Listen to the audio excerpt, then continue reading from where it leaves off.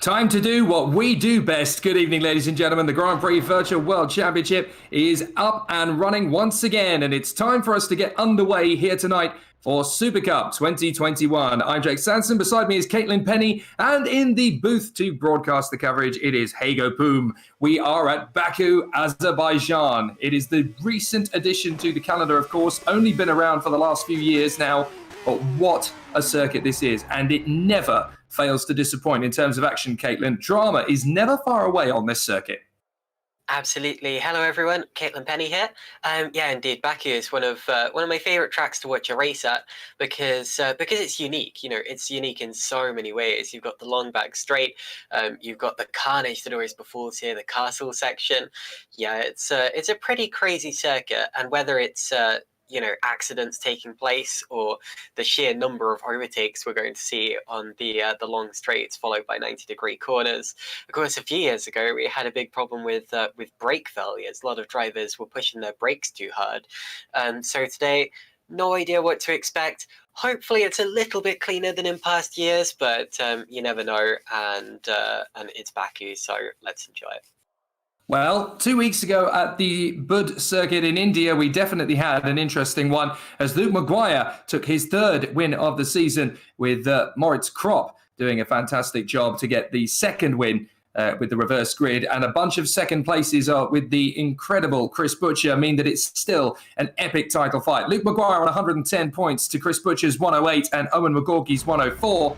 Those three look like they are the ones who will battle for the title, but Tom Stevens and Moritz Kropp still have a decent points haul from Damien Kardash and Jason Muscat, Menno Clont and George Sutton giving chase, with several other drivers in the mix to give us plenty of battles. So Baku gives us one thing guaranteed, and that is drama. We're always in for an exciting time at the races with this particular car and this particular track. So the drivers are out there getting themselves up to speed, and it's very hard to know exactly how this is going to go, Caitlin, because it's so unpredictable, this place. Well, they're heading out in qualifying now, and all of them seem to have gone out at pretty much exactly the same time. Very few drivers staying in the pits. Now, this is interesting because track position is difficult to get here. You want to get... I've just seen that Jake Dennehan escaping back to the pits, actually, and that means that that's his qualifying session over before it's begun, effectively. So that's one driver down. Sorry, what I was going to say is slipstreaming is interesting here because you've got the long back straight, and if you try to slipstream someone down there at the start of your lap, you can often ruin their time by going past them into turn one. And if someone slipstreams you, or if you're slipstreaming someone else at the end of your lap as well, that probably means you've lost time by following them through the faster corners towards the end of the lap. So it's track positioning here is as important as, say, Monza or Monaco or any of those other tracks on the two extreme sides of the spectrum. And I don't know whether these drivers will be wanting to see someone directly ahead of them or dreading it, but we'll find out. And this is always going to be an interesting challenge. Qualifying around this place is very, very hard to get right because it's such a narrow circuit here. And obviously there's plenty of twists and turns and opportunities to get it wrong. You see the interesting nature of this circuit with the main straight running in parallel to the back section of the circuit. So the cars are in close proximity all the way around as we ride on board here with Tom Stevens to try and get that fast lap down to a T. It's not a bad run for him as he runs in P5 at the moment. And obviously it's still very early doors for this qualifying session. And so we'll have to figure out who's going to get the best luck of the draw as the drivers come through. McGorgy currently second on the timing screens in behind Maguire. So it's already a battle of those two at the top spot. Indeed it is. Now I don't have the live timing screen up, it's not working for me today, don't know if you can see it, but I'm watching various different drivers heading around. McGorgy has already started his flying lap. Now remember, McGorgy was running second in the championship, but had a dodgy round last time out, didn't score points in the second race, and that of course put Chris Butcher up to P2, just 2 points behind Luke Maguire. So look out for both of those drivers here today. And Jake, I think that Chris Butcher could, and probably will, win one of the races today. He's on a 4-podium streak, and of course had that other P2 at Bahrain. And for Chris Butcher, I think he's going to carry that momentum all the way to a victory.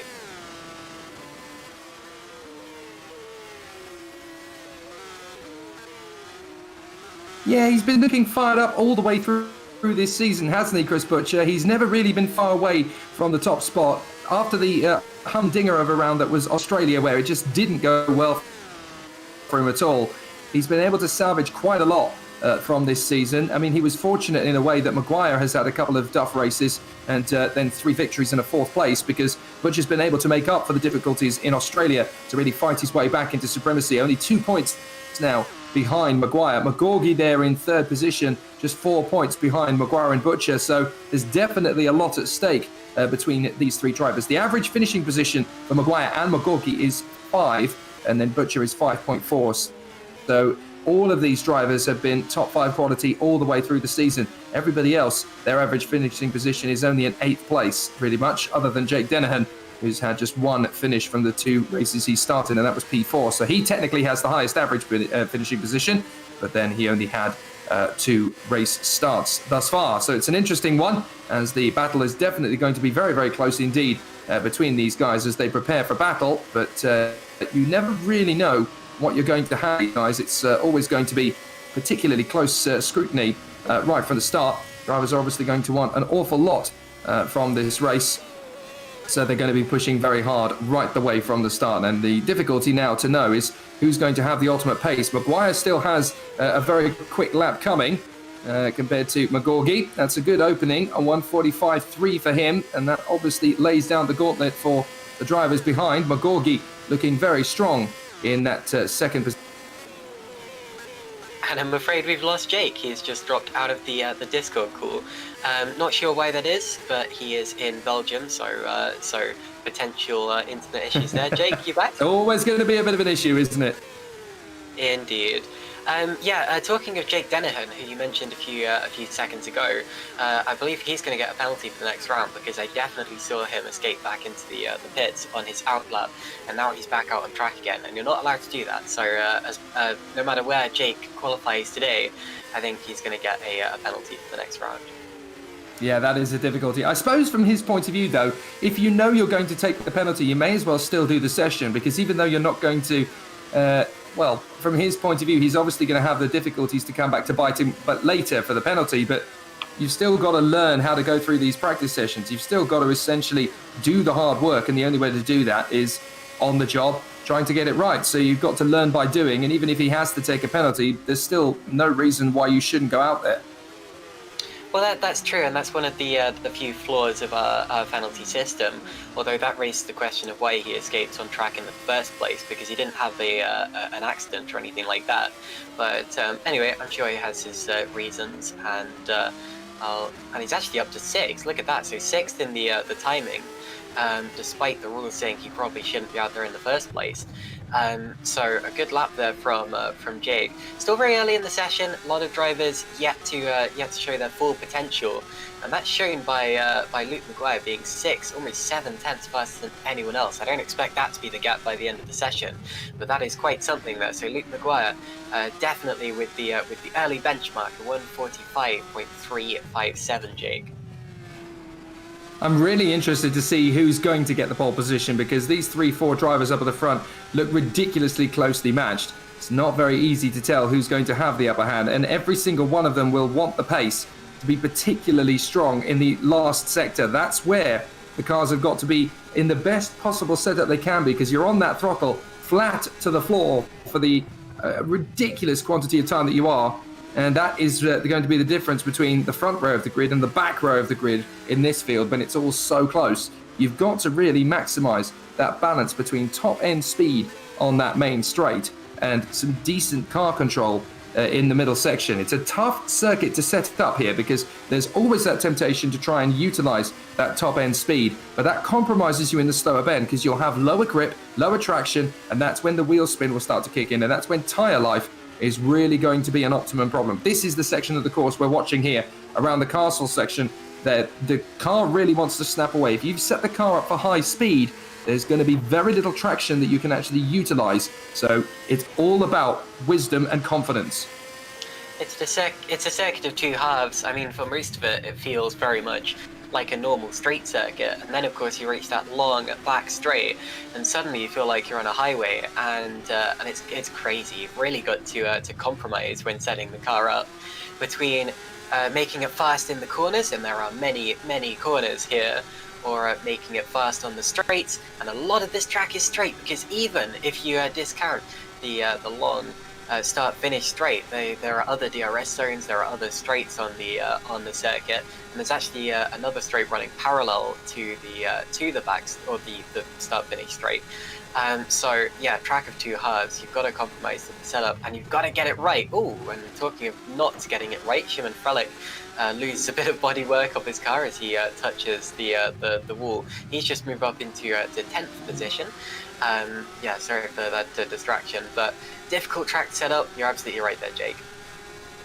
So now Chris Butcher trying to get himself firmly into the top 6.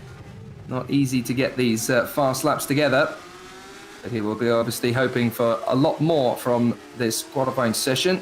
His teammate is in front of him on the road. That will definitely help, because obviously they can use each other's slipstream to gain that incredible extra time. And obviously in the Super League this year, you're not able to do that, because all of the drivers have their own individual circuit that they race on, as it were, in the qualifying session. But here in Supercup, and obviously as well in Super League Lights and Formula Challenge, they all still share the same racetrack at the same time. So you can utilize drafting, and that's what the team is doing here. You can see just how hard Butcher is pushing to try and get that little bit of extra speed, but he's going to use his teammates' draft in order to gain that little bit of time as well. A good tactical decision. Doesn't always work, but it's certainly the best way to maximize having two cars out there at their height of competition. HGP Motorsports just did exactly the same thing with McGorgy giving Stevens a good run. Oh, Butcher, he hit the wall. I'm very sure he hit the wall there. So that has actually compromised his lap. And that's a big problem as he came through there. I'm very sure on the way out of the left-hander, he just tripped a little bit wide. And there goes the lap from Butcher's point of view. And you can see he's going to peel off into the pits because he's picked up damage. So Chris Butcher, unfortunate there, but he just caught too much of the curb on the way out, Caitlin. And that is a lap spoiled. He does have another chance, though. The fact is, we still have 6 minutes. Wait, no, we don't. My timing stopped. I'll get back to you in a second, but we still have a little while to go in this qualifying session. 4 minutes, just over 4 minutes. And he can head back out and have another go, but it may be difficult to choreograph with wherever his teammate ends up on track. Great lap from Moritz Kropp. I told you that the gap wouldn't stay the same for Luke Maguire. It's now less than 0.2 of a second, so Kropp right up there in the Nova Sim Racing car, P2. And now we have the top 3 within half a second as well, although Stevens may be about to improve, because this is the culmination of the lap where he was helped out by his teammate, and as he approaches the start-finish line, this is going to be an important one, Jake. So this is all about focus and consistency. Stevens has bailed out, in fact. So it's not about speed and consistency on that particular lap, as Dennehan is on a bit of a flyer by the look of it. Oh, they run so close to the wall, goodness me. And that is as close as it is possible to get before flirting with disaster. And you can expect to see many a car get that wrong and strike the barriers, as we have already seen a couple of times.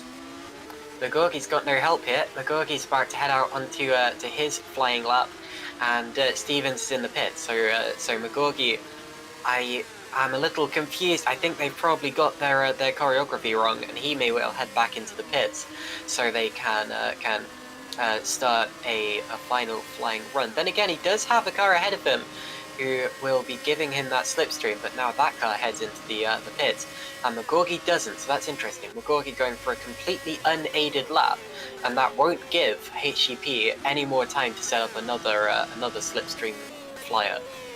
You're absolutely right. They are going to run out of time to do that. So as we watch Jason Muscat again flirting with the barrier on the way out of the right-hander heading into Sector 3, into the left-hander, I should say, heading into Sector 3. And now he is chasing his teammate, the two Malta Force twins. And this is the best way to do it, isn't it? On this circuit, that toe down the main straight is so important. It can be the difference between starting on the second row of the grid and the 8th row of the grid. You've really got to maximise it. And Muscat is going to use the slipstream, and they do this perfectly to keep the two cars running down in slipstream down the straight. Muscat's going to come across the line. P8, that's not bad at all. But Jake, he's got a 10-place grid penalty for this round, carried over from the last event. Indeed, he does. Wherever he qualifies here, he will start 10 places lower than that. Of course, that does depend on other drivers who have penalties. We've got Mark Fuller and Michal Galka both with 10-place grid penalties as well. And then Mihaly Vicentijevic will be starting from the very back of the grid, except he won't because he's not here, I think, unless I've missed him on the timing screen. So a couple of penalties for some drivers, and I'm afraid Jason Muscat, who's 8th at the time being, is the most notable of those for now. So Owen Magorgi wanting to find that little bit of extra pace, wanting to find that little bit of extra speed. This will be a very interesting charge for the drivers. As they come down the main straight, Magorgi has got the slipstream on the main straight with Stevens in front of him by the look of it. So they are going to get a little bit of extra pace, and Magorgi can get to that front row of the grid. What does he get? Second place. That's a brilliant lap from Magorgi. And now he is in there with Maguire on the front row of the starting grid with less than a minute to go. Well timed. Indeed, and now we've got, we do have less than a minute to go. We've got Stevens going past Magorgi, and I don't think that Stevens is going to have enough time for another run, so it's now or never for Tom. That was well timed though. Oren of course is in the pits, so that is the best that he can possibly do. He was within a tenth of Luke Maguire's lap, but he will be starting behind him on the grid. Maguire just coming through to potentially complete his final flying run, or start another. I don't exactly know if this is a flying lap or not, but I guess we will find out. He's got DRS open and may not even make it to the line in time. I think he just about will. And the checker flag now is prepared. So yes, Maguire does start another run. So let's keep an eye on that, or half an eye. Of course, if no one can improve on his time, then it doesn't really matter. He doesn't need to go any faster. Moritz Krop getting a little out of shape in the middle sector, so I'm not sure that he's going to do any better than third. And your best bet here, Jake, is probably Tom Stevens. He has got a good chance. This is a bit of a ballsy lap from him. He might just have a little bit of extra pace in that car. The problem is he's not going to have any slipstream to back it up. So no matter how strong he's been in the first two sectors, this is the sector where he'll be at his weakest. So let's see where the car is going to be able to put him. Can he increase from fourth on the grid? I think it's highly unlikely. But he might improve the time just a littlest bit. I'm not sure he's going to improve the position. Indeed, no. Fourth position is where he remains. But they've got plenty of good data heading into the race itself. Another good run, though, from Moritz Krop, who finds himself in third position. That victory last time out has definitely given him some confidence. Absolutely. Moritz is very impressive at this point in the championship. Spin for Darius Andre, so he won't be improving. Claws the wall out of that turn, and Chris Butcher's up to 6th. So Butcher Not second like he is in the championship, but P6, he can definitely do something special from there. An improvement for Shimon Frelich, he goes up to P10, passes a stricken car in turn 1. Menno Klont about to complete a lap for Multiforce and actually giving Muscat a slipstream behind. So let's see what Muscat can do as well. Muscat looking very quick down this straight, looking very quick, almost runs into the back of his teammate Red Bull style, and stays 9th unless my timing screen hasn't updated. No, you're right. He does stay 9th. He actually spins into turn 1, as does Gerrit de Vries. You're travelling so fast down that main straight, you can't actually get the car stopped. So you throw everything at that qualifying lap and then just run out of road, and utilising so much of the brakes that the brakes actually lock up on the way down. So a bit of a clumsy moment, essentially, at the end of the session there. But Luke Maguire has the top spot from Owen McGorgy in second. Moritz Kropp is third from Tom Stevens. Then it is Darius Andre in front of Chris Butcher. And then we have Menno Klont ahead of Jake Dennehan, Jason Muscat, and Simon Frelich in the top 10, Caitlin. And 3 drivers there within 0.2 of a second for the lead. 4 drivers within half a second, and that is looking very exciting. We'll give you the full grid once we can update the penalties and such, and that will be on the formation lap. Of course, Jason Muscat, who qualified inside the top 10, won't be starting there. He was 9th, and our other drivers with penalties slightly further back, but still the grid yet to be updated. 11 drivers there within 0.9 of a second. That's pretty close. That really is. But especially up front, I'm really excited to see what happens between those top 3 or 4 cars. 2 HGP cars in the top 5, so they have some drafting partners potentially. Of course, if you're used to NASCAR, you'll be used to the concept of drafting partners. Not quite so prevalent on a street course, but it will definitely help to have your support there when you're fighting in a racecraft scenario. And then also both Santons in the top 10, both Multiforces, although of course Muscat will be dropping back, and both THRs, although Maguire first and Butcher 6th. So it's about the order we'd expect in qualifying. Some slight surprises, but what is surprising is just how close the top couple of rows of the grid were.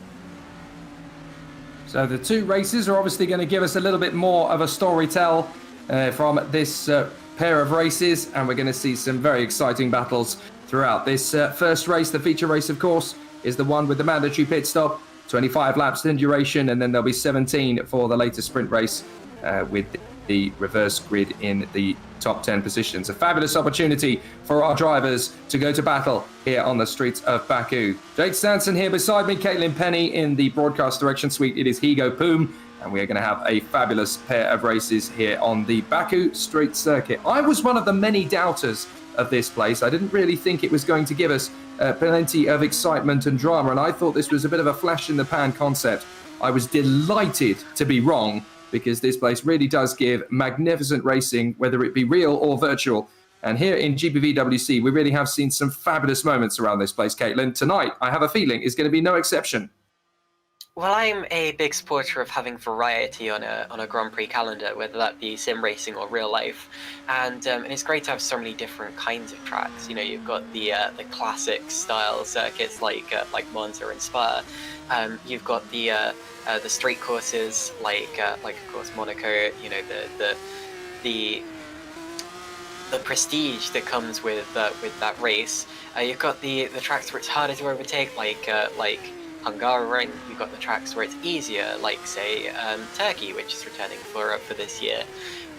But it's rare that you have a purely chaotic and you know, fast-paced, exciting race like Azerbaijan. And chaotic really is the word for this. You never know what you're going to expect here, except for the unexpected. And I'm sure that tonight's going to be no different. So yeah, when you're looking for variety on a Grand Prix calendar, you want all sorts of different types of race circuits, and this is a track like no other, making it very valuable. So true, because the thing about this particular circuit is you usually either get a choice of flat out fast speeds or close proximity to the wall with hair-raising escapes. At Baku, you get both. You get the best of both worlds, so you've got to be absolutely on the knife edge, but at the same time, you cannot afford to drop a single wheel out of position, otherwise you will go in the barrier and it will go up in smoke, your race. So it's always very, very difficult to know how the drivers are going to push it. You can see Maguire out on the circuit at the moment and just how hard he's pushing, even on a warm-up lap. And this is a critical pair of laps really under warm-up to get right for Maguire, because if he gets a decent start off the grid, it's very critical, Caitlin, to get into a smooth rhythm very, very quickly so that the driver can start to edge away. Indeed, and of course it's difficult to edge away from your opponents because of that long start-finish straight. You need to get out of their DRS range, out of their slipstream range. Otherwise, they are just going to be able to stick with you on the straights or fly past you, and then you've got the opposite situation. You know, you've got a matter of catching up and keeping up rather than keeping them back. So you may well see a group of cars breaking away at the start and then trying to shake each other off and gradually reduce the number of drivers in that group. With the pit stages as well, it's going to be interesting. Sorry, that's a big moment in the warm-up for Maguire. He just had a big incident. Somebody spun in front of him, and that caused an absolute nightmare of a situation because that ruined Maguire's fast lap. Unfortunately, I didn't see who that was that went off with him. Well, it's a good job that warm-up doesn't really matter that much. It's not an official session which impacts the results, but still not ideal. It can shake your confidence a little bit. That was Michal Galka, incidentally, who had the big incident with Butcher, and it was just Galka lighting up the rear tyres. But yeah, luckily this is only a warm-up session, and it's just, you know, getting into your rhythm before the start of the race. Indeed, and that can be very unsettling, as you mentioned. So essentially Maguire's got to reset and try and find that fast lap all over again. And as we mentioned, and as you stated, Caitlin, you know, you've got to build up a decent couple of positions on this opening lap, or stretch a decent margin in the opening couple of laps, because this is a circuit where you can be very vulnerable very quickly, and certainly getting away and getting a decent gap between yourself and the car behind in that opening tour is crucial to getting yourself into a good metronomic rhythm. You can see in the background there another spin. Drivers really maximizing everything from this circuit, trying to find just that little bit of extra tenacity, that little bit of extra raw grip, because you just never know with this circuit when it's going to chew you up and spit you out, and it does have a little bit of a propensity to do that. So you have to be very, very careful all the way through, and this circuit really does punish those who make mistakes. Menno Clont second in warm-up at the moment, although the times are not really representative as to what we're going to see. You can see there, look, as you get on the power out of that left hand, it's so difficult to sustain traction. It is indeed. It's a difficult track in so many ways. Anyway, in terms of the championship standings, I mentioned earlier that the three drivers in the 100 points club, Luke Maguire, Chris Butcher and Owen McGorgy, the three of those separated by just 6 points, and for the lead of the championship it is 2 points, so extremely close up in front, and those are the three drivers that I'll be looking for first and foremost today. Tom Stevens is fourth in the championship. He won race 2 at Bahrain, and then Moritz Kropp, of course, is our most recent addition to the winners roster, as he took race 2 at Bud. Then we have Damien Kardash, winner of race 1 at Bahrain. Jason Muscat, 2 podiums, but no victories just yet. Menno Clont, who has scored points at every round, although has been outside of the top 10 on a couple of occasions. George Sutton would be much higher up the championship, but he missed Shanghai. And then Jakub Kalbarczyk is 10th with a podium last time out. And the 2 other drivers who have scored podiums in this series so far are Vincent Gutt and Philip Koenig, but they are further down the standings due to their slight inconsistency. So that's how the championship stands at the minute, Jay. In terms of the teams, it's THR leading from HGP, both of those teams with some very very competitive runners, and then Multiforce, Nova Sim Racing and Gallery 82. Yeah, you mentioned Gallery 82. Just watched Michel Galka trying to work with his teammate there on the back straight and ending up sliding into the barriers and ruining a perfectly good lap and a perfectly good front wing in the process. It's difficult around here to actually get your team strategy working, because you get very close to your rival driver very, very quickly. Now, this is a good little picture to watch before we get started with racing. 2.5 minutes left of warm-up. Now, watch Chris Butcher. This is a good onboard to ride with, actually, and good call from Heigo Poom, because we're going to ride down the straight. Look how much time you gain just sitting in the slipstream of another driver, even though they're coming into the pits at that point. You could see just that little bit extra. Oh, and he actually nerfs the back of the car in front. That's how much momentum you gain following another car down that main straight. You gain so much more speed than you realize, and you've got to carry that speed.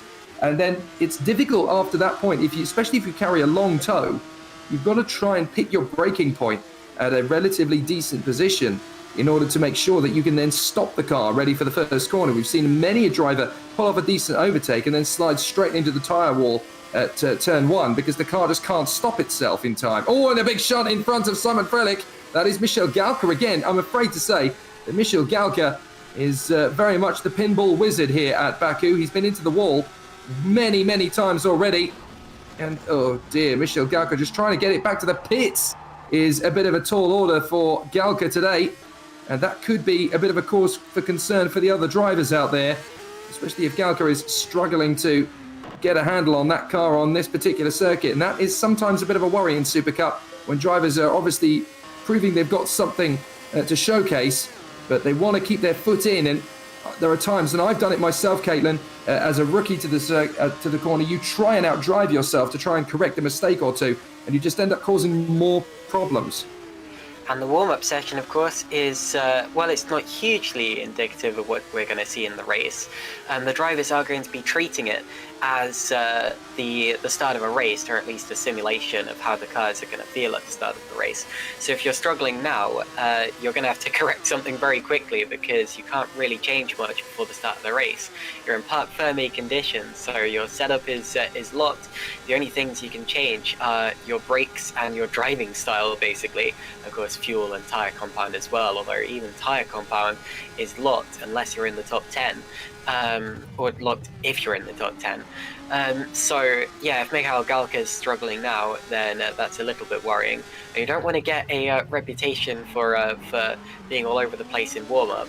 I had an incident a couple of rounds ago in Shanghai, and I won't name and shame, but there was a driver who was all over the place in practice in both practice in the wet and in the dry. Every time I came upon him, he was spinning or out of shape or whatever.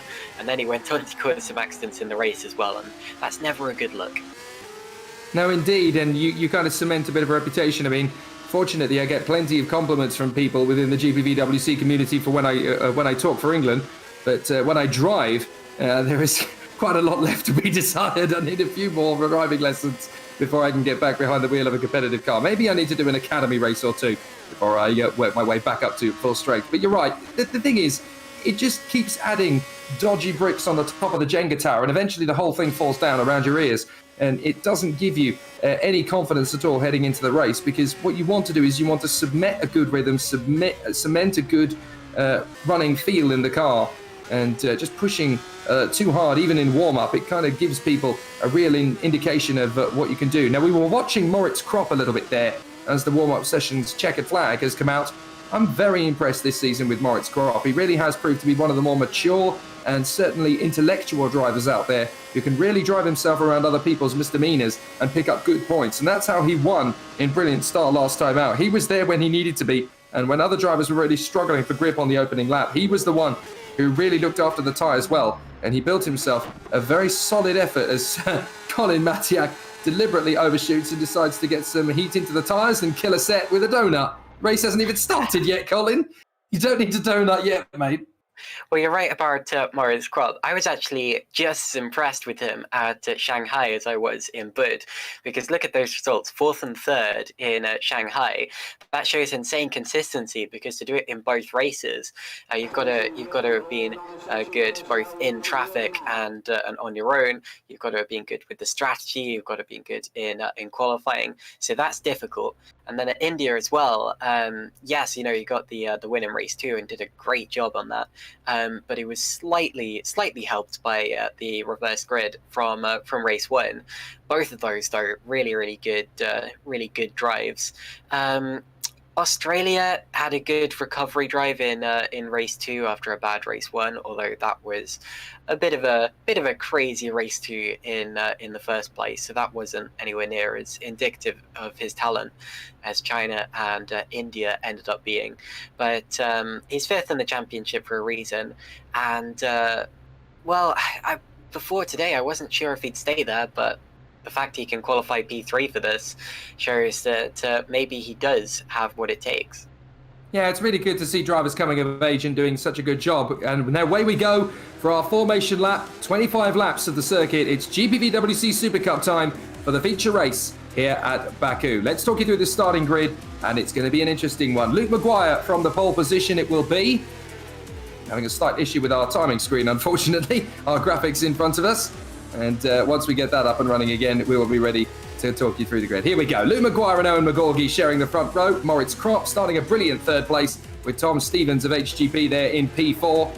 5th position on the starting grid. It's going to be an interesting one for Darius Andre from P5 for Sanson. Chris Butcher in a very competitive P6. Menno Klont for Multiforce in P7 with Jake Dennehan of the Stanton Motorsports team in 8th position. Rounding out the top 10, Simon Freilich of the Lightning Racing Academy and George Sutton for Red Arrow in P10.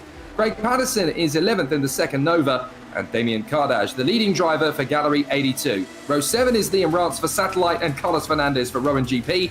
Philip Koenig for the RTD Racing team, and Vincent Gutt is there in the Red Arrow Racing Machine in 16th position. Row 9 will see Dylan Platt for PZZW and Gerrit de Vries of Friesland Racing team.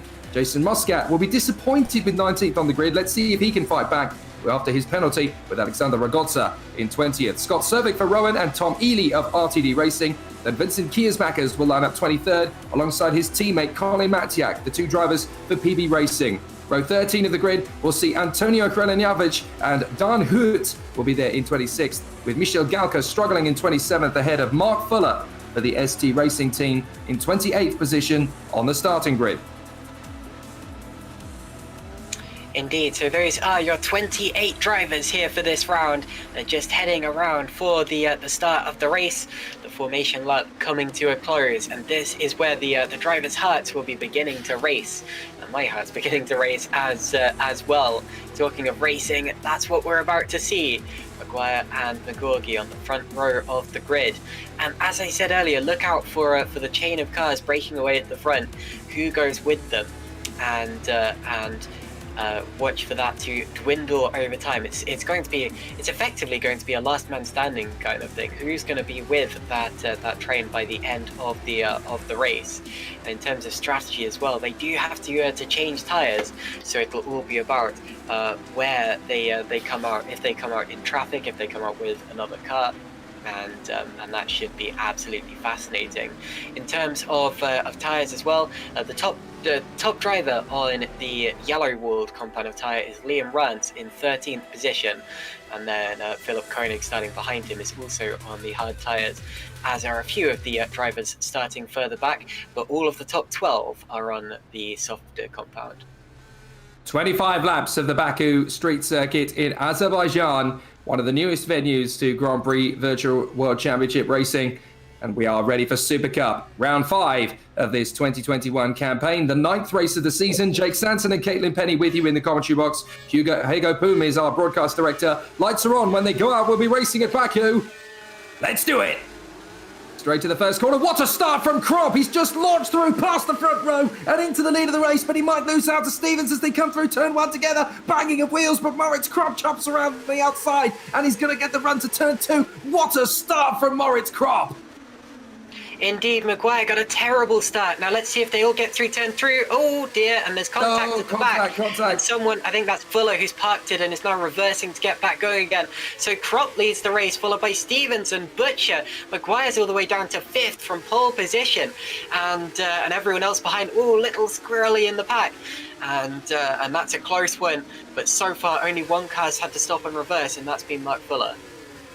Really sensational launch from Moritz Kropp, just charging his way up the inside of the front row and really making it stick as we watch the cars weave their way through this twisty middle section of the course. This is where they're going to start to run out of road in places. We're watching, I think that is Sovic having a little bit of a battle in the midfield there. It might actually be his teammate that we're keeping an eye on, thinking about it as they run through. It is indeed, it's Fernandez in the leading Rowan GP car, just in front of Darius Andre, who's had a horrific start. 5th position on the grid, now down in 13th place. That's definitely not where he wanted to be as we watch McGorgy battling away with Maguire. Here we go, the championship battlers are contesting this one as they come through in 4th position behind Crop, Stevens and Butcher. It's the lesser drivers in their squads that are in a decent position at the start. Didn't these two come together at Bud last time out, Jake? This is going to get exciting. So keep an eye on that. Through the fast sweepers, you have to be careful not to get caught out in the turbulent air.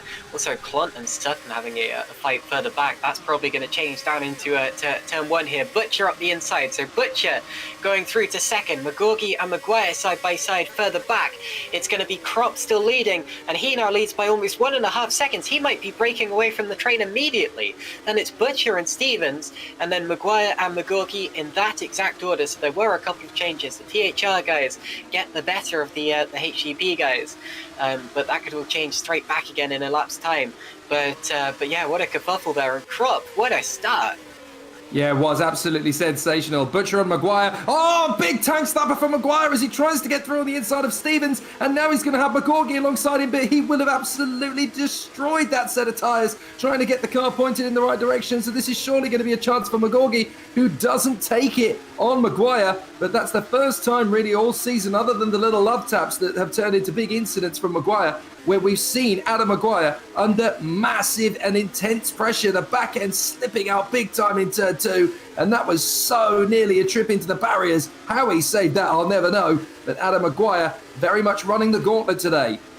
Just had a look back at it, and it wasn't so much of a tank slapper as it was a full half spin, and he was very, very lucky to keep that position there.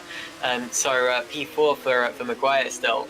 Now Crop's leading by 2.3 seconds. That is a huge gap for this early stage in the race, and I wouldn't normally be getting so excited about that, but considering this is Baku, that means everything to him. Moritz Crop has the lead, and comfortably so. The cars behind won't even be feeling a slipstream anymore, and if they are, it'll be barely. So Butcher and Stevens, the DRS will be opening on, well, here we go, look at this, we've got Stevens going through, or Maguire going through on Stevens, so he goes up to 3rd place. 2 THR guys on the podium now, they're going well, and DRS is active. So Moritz Crop has definitely thrown his hat into the ring as a championship contender now, hasn't he? He's thrown an absolute blinder to the two teams battling away for position. Andre's off. Yeah, that's such a shame. His qualifying was brilliant, Darius Andre, but his race has just fallen about his ears. He has dropped out, and I think he may even have dropped out of the race, Darius Andre. So that is so unfortunate after his great position in qualifying. Now, who's that going slowly? Is that Crop's teammate? I think it is Craig Patterson. Has he got damage? I think he's got damage to his car. Yeah, he's got no front wing. So Patterson has lost his front wing. I've just looked back. That was in the accident with Andre. Patterson moved over on Andre, and they both went into the wall. So that's why he's missing his front wing, and he's going to have to stop now. Oh, that's such a shame. Crop is dominating. His teammate is just dropping like a lead brick through the field now. But he needs to, well, the difficulty is he's still technically racing these guys, and he's dropping across the wall. Yeah, he's dropping across. The thing is, he's trying to get back to the pits, and look, it's caused a train reaction behind him. The cars are now all getting into the wars with each other, but Patterson is trying to head back to the pits without losing too much time, but he's still technically racing. He's not a backmarker. He doesn't have to get out of the way, so he's still racing these guys as now Gut, Muscat, and Rance all go through, and here comes the lunge from Koenig as he dives through, and into the wall goes Patterson. He really is in no man's land here as he gets chucked out to the chicken house. Yeah, he's just causing himself some damage here, and he's not going to be doing not going to be getting any favors from his opponents. Now, this is the really difficult part of the track. Well, look at it. Still racing these people who are trying to make the lunge left, right, and centre. Yeah. This is proper dangerous stuff as they come through. And I'm really glad he backed off there, because that's the most dangerous part of the circuit. Well, and if he'd gone into that flat out, there would have been a huge crash. Do you know what? It would not surprise me if there's one or two drivers that have a word with him or race direction after the race, as Muscat is still now battling away with Gut and Rance for the final points positions in this race. So obviously it's very, very important for these guys to keep it together and keep it on the straight and narrow. A little bit of a squiggle there from Koenig, who's now chasing after Ragoza. But Jason Muscat battling away for the final few points, and that's Sovic. Sovic's got in the wars with a couple of drivers there. That is not good news for the Rowan GP driver. Oopsie daisy, down the back now with Ely and Fuller, and some more position changes going on in the mid-pack. I think everyone else is okay for the time being, but it's so difficult to keep up on the number of incidents and accidents going on. Vincent Kiersmaker's also into the pits there, and he's missing both wings, so I don't know what happened to him. Darius Andre is our first retirement, and Patson, of course, exiting the pits now, so he is still in the race. So some incidents going on. I'm just looking back at what happened to Vincent Kiersmaker's. I think, wow, that was an interesting one. He lost it going into the castle section, but hit the wall trying to bail out of it. So that was a slightly unusual one, and the damage looked a lot worse than the accident actually was. He was a little unlucky with that one, but anyway, he now rejoins the race as well, Jake. And there is a penalty for Vincent Kiersmakers, so I wonder if that is for speeding in the pit lane. Could well be on the way through or the way out. Now here's Jake Dennehan battling away with Menno Clant in the Multiforce. So down the main straight, here comes the charge from Dennehan, looks right, down the main straight, and this is going to be a piece of cake as he passes Menno Clant on the main straight. Clant will try and keep the car to the inside line to have another crack at him, but in reality, there's no way he's going to get the opportunity to slide back on the inside into turn 1. He may get a chance into 3 if he picks up DRS himself, as Gut and Rance are still dueling away. Gut keeps his car firmly planted to the inside line, and Liam Rance doesn't get the opportunity to come through on this occasion. But look at the lead that Moritz Kropp has got over Butcher. It's 3.5 seconds in places as we go yellow in sector 1. So somebody's dropped it, and there's more issues. Oh, that's a spin, and that is Rance, is it? Oh, and that's Hart who's gone straight. Well, Hart has avoided it, but now there is several cars in the wars there. So Sovic is one of them that gets caught up in it, and I'm afraid it's Antonio Reljanovic. So Antonio Reljanovic is the main source of the problems there. He's lost his front wing, and I think it was him who dropped it. He was battling with another competitor. So we've now got Andre and Kiersmakers out of the race, and Reljanovic, I'm afraid, is now threatening to join them. Yeah, well, a bunch of cars got caught up there because it's almost a blind corner. Well, it is a blind corner because the car is lower than the barrier. So cars came barreling through a little too fast for the yellows maybe, and just ran straight into Kralinovic, who had spun all by himself. So Kralinovic now going to have to pit, as maybe some other drivers, although I think everyone else kept their front wing. Little clumsy there, but that's the kind of thing you get in the back of a straight course race.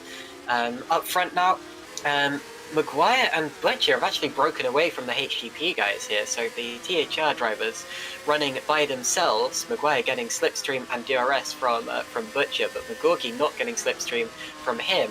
Now look behind at Dennehan, who's just passed Kardash. Does he keep it into turn 1? Yes, he does. So Dennehan running P7 now. He's still got that penalty looming over him, which he will serve at the next race, I expect. That is speaking preemptively. The stewards haven't had a look at it yet, but whatever the case, running in P7 for the time being, and moving ahead of Kardash. Now, Butcher and McGorgy are doing their tag team. They're doing their impersonation of Sly Stallone and Kit Pardew in Driven. They're going to go after the race leader together in tow as they use each other's draft and slipstream to work their way up towards the leader, Moritz Kropp, and they've already got that gap down from about 3.5 to 2.8, so they've taken 0.7 of a second out of Moritz Kropp's lead as we watch Gerrit de Vries try and make his move on Jason Muscat in 12th position. This is the battle for the lower points positions. This is Gut, Rance and Ragoza, who is about 1.7 ahead of Philip Koenig. Michel Galka definitely running better in the race than he did in the warm-up, that is for sure. Dennehan he's hit the wall. Dennehan's lost his front wing. So something's happened just as I was praising him for how good his race has been so far. He was running P7, and that's in the castle section, and it wasn't in the bit where you'd expect him to hit the wall. It wasn't the wall that sticks out. He actually got a tank slapper on and nosed into the wall in the elbow of the hill, so into the barriers and now into the pits. So easy to do. What a shame for Jake Dennehan, just like his teammate Darius Andre. Brilliant qualifying from the team, but unfortunately race 1 is chalked up to experience there, unfortunately, and still battling.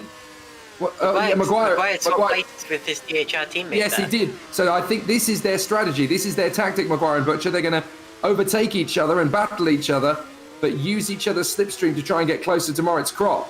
Now, that's a brave strategy, but maybe the team feels that Maguire is quicker than Butcher. Either that, or they're just going to use the DRS to good effect and overtake each other and basically play a game of leapfrog down the long straights in order to close up overall on Moritz Krop.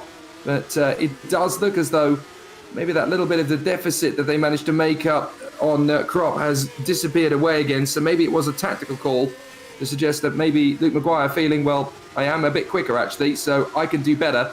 So Luke Maguire trying to stretch away from Chris Butcher now. And that is obviously a tactical decision that Luke Maguire perhaps able to go a little bit quicker. And that's where the pressure is going to come from Moritz Krop, who's really dialed in there. And this is what I call the high five section of the course, because it's 5 corners in 5 seconds. And it really is absolutely astonishing how drivers can just nail it to the mast and bolt through with just the slightest hint of travel in terms of traction and grip through the course. But this is absolutely thrilling stuff as Moritz Krop leads the way here in front of Luke Maguire and Chris Butcher, with Owen McGorgy in front of Tom Stevens and George Sutton. I like that name actually, virtual high five for that. Anyway, Krop leading by 2.4 seconds, but that gap has come in the last few laps. So it's not over yet. Maguire and Butcher doing their tag team thing. Butcher dropping back on that lap, and actually, look at that, McGorgy's got the DRS. So maybe McGorgy's involved now as well. So Maguire is getting away, Butcher not getting the DRS from his teammate, and that maybe has not gone well for the THR guys, because now Maguire has got to catch up Krop all by himself, and Butcher is under pressure from McGorgy, as in the background, Shimon Frelich goes past Menu Klunt, does he? That looks like a change, and Frelich was quite a lot faster than Klunt on that last lap, so they've swapped places now, and that is over 8th position. And Michel Galka's going for the final point on Rance. He's going to have to commit. He actually kisses the barrier on the way through turn 1. Manages to get through, but that was a cheeky manoeuvre for Michel Galka. However, for the moment, it is enough to put him into 15th position, and that's the crucial final point. You were right about Butcher and McGorgy. McGorgy definitely utilising the slipstream to good effect here as we ride on board now with Owen McGorgy. He comes off the turn, and this is where you get the very tricky section of the course. You brake now, launch in. Plenty of curb, it actually guides the car through, but it unsettles the balance. Now, brake, and here's the 5 corners. 1, 2, 3, 4. A little bit of travel on the throttle. 5. That is so tricky to get right. And you can see that both Butcher and McGorgy were traveling a lot through the initial part of the apex. Then you've got that flat-out left-hander. Again, it opens out a little bit more. And now you've got a brake, but you're going downhill and you've got to drop in over the curbs. And a change of camber mid-apex as well. Very tricky to get right. Brake down, change, 3 gears down, into the apex, carry the curb, and then back on the power. And this is where you've got to be flat on the throttle, through the right kink, through the left kink, and you've got to hope that the dirty air doesn't unsettle you mid-corner, otherwise you're grabbing a massive flex of oversteer and down this long straight. And DRS is what you need to get past the man in front. Now, McGorgy is going to be within a second. He will get the DRS, but I think he's just going to be the tiniest bit too far back to commit to the move on the inside line. He's gaining. You can definitely see he's making gains, but it's not going to be enough to slingshot for the pass. So now the gap did come slightly out on that last lap for the leaders, Krop and Maguire. Butcher and McGorgy, that gap closed in. Oh, touch of the wall there for McGorgy. It gets away with it. I expect all of these drivers. I think Stevens did the same thing. I think Stevens did exactly the same thing there, Caitlin. Now, I expect that all of the drivers in this race will tag the wall at least once or twice over the course of this race. It's just something that happens at Baku in a sim race. But you need to make sure you don't do it too many times or too heavily. Talking of too heavily, I'm afraid we've lost Vincent Kiersmakers, who after that accident earlier has called it a day. But anyway, back to Butcher and McGorgy. Well, he can't shake him, can he? Now, there's so much pressure to come still. We're not even at the pit stop phase of the race yet. And you can expect the pit stoppers for the soft compound to be coming in around lap 11. So this is lap 9, of course. And the drivers who have obviously started the race on the softer compound will want to go to about lap 11, lap 12. Not quite the half distance, because they'll want to utilise the harder compound and get a little bit more speed out of them in the second half of the race. But McGorgy is still hustling Butcher, and he's a lot closer to him on this lap than he was on the previous encounter, and he's much tidier at the curb on the left-hander this time, so now it's just flat on the throttle, hoping that the dirty air doesn't unsettle the car too much. Benny curb on the inside, Benny curb on the outside, and now McGorgy surely is going to set Butcher up for the overtake here, Caitlin. Indeed, here we go. Slipstream, DRS, everything open. Here we go to the outside, the inside line for turn 1, but he may well get it done before turn 1 at this rate. It's a very fast straight, and he has the overspeed. There we go. Owen McGorgy up into 3rd place onto the podium, Jake. That'll do nicely. Owen McGorgy not making much hard work of that, and certainly not giving Butcher too much cause for retaliation. Here's Michel Galka charging his way through. He's now getting his run on Ragoza. And again, he has DRS, so this should be child's play on the main straight, although there's not a lot to choose between the two cars in terms of raw speed. So Galka's got to commit to the overtake. He can't afford to bail out of it. He does indeed get there, as Liam Rance is about to lose ground to Gut and Koenig. They are having a terrific scrap over the final point, these 3 cars. And if any one of them puts the wheel wrong even, that's not the Chinese corner, the wheel wrong, I should say, then the other point of play is going to be happening down the back straight. So Liam Rance charging his way onto the back of Gut once again. How's his teammate George Sutton getting on? He's right up there in P6, charging in behind the likes of Butcher, Stevens, and Sutton. There he is in P6, just ahead of Darius Kardash, who's having a quiet race. Actually, Sutton is having a ridiculously quiet race in P6 after a great start, and hasn't really been troubled, but is also not close enough to the guys in front to give massive chase. Look how hard Moritz Kropp is pushing. The back end slides around as if he's on roller skates, and he manages to put in a decent run, but Maguire is definitely eating away at the road now. Indeed, so Maguire knows now that he has extra incentive to escape, because of course Owen McGorgy is the car behind him and not the relative safety of his teammate Chris Butcher. So McGorgy is gaining, I think. His last lap, 0.3 of a second quicker. We'll see what the gap is on this lap, and actually how it relates to Kropp's speed up ahead. Only about a 10th quicker than Kropp up ahead, so not really that much faster. And not, well, he was still faster than McGorgy, not much faster either. So the gap's up in front, remaining relatively stable. Butcher trying to get back at McGorgy there. And there was a bit of a change, I think, further back in the top 10 potentially, or maybe just outside of it. Someone made a move into turn 1 anyway. I think it was Muscat on Fernandez, actually. So Muscat managed to get through into 10th position there on Fernandez. Look how close Butcher has got to McGorgy, though. So Butcher clearly getting very racy, having lost the place initially to McGorgy. He's had a think about it, thought about it. Now he's ready to get stuck in. Did you see how close Butcher was? Yeah. Just shoving the car into the wall on acceleration. Goodness me, that's a wake-up call. Yeah, out of a 90-degree corner, your revs are extremely high, and as a result, the rear wheels spin like crazy. And if you can't get the traction on the rear wheels, but you do have the traction on the front wheels, then the car goes sideways. But Butcher there keeping it out of the barrier. Now down into or towards the very first section of the course. That's a difficult corner. They've just been around there. There's a curve that you hop over, and there's no runoff unless you commit to the runoff extremely early.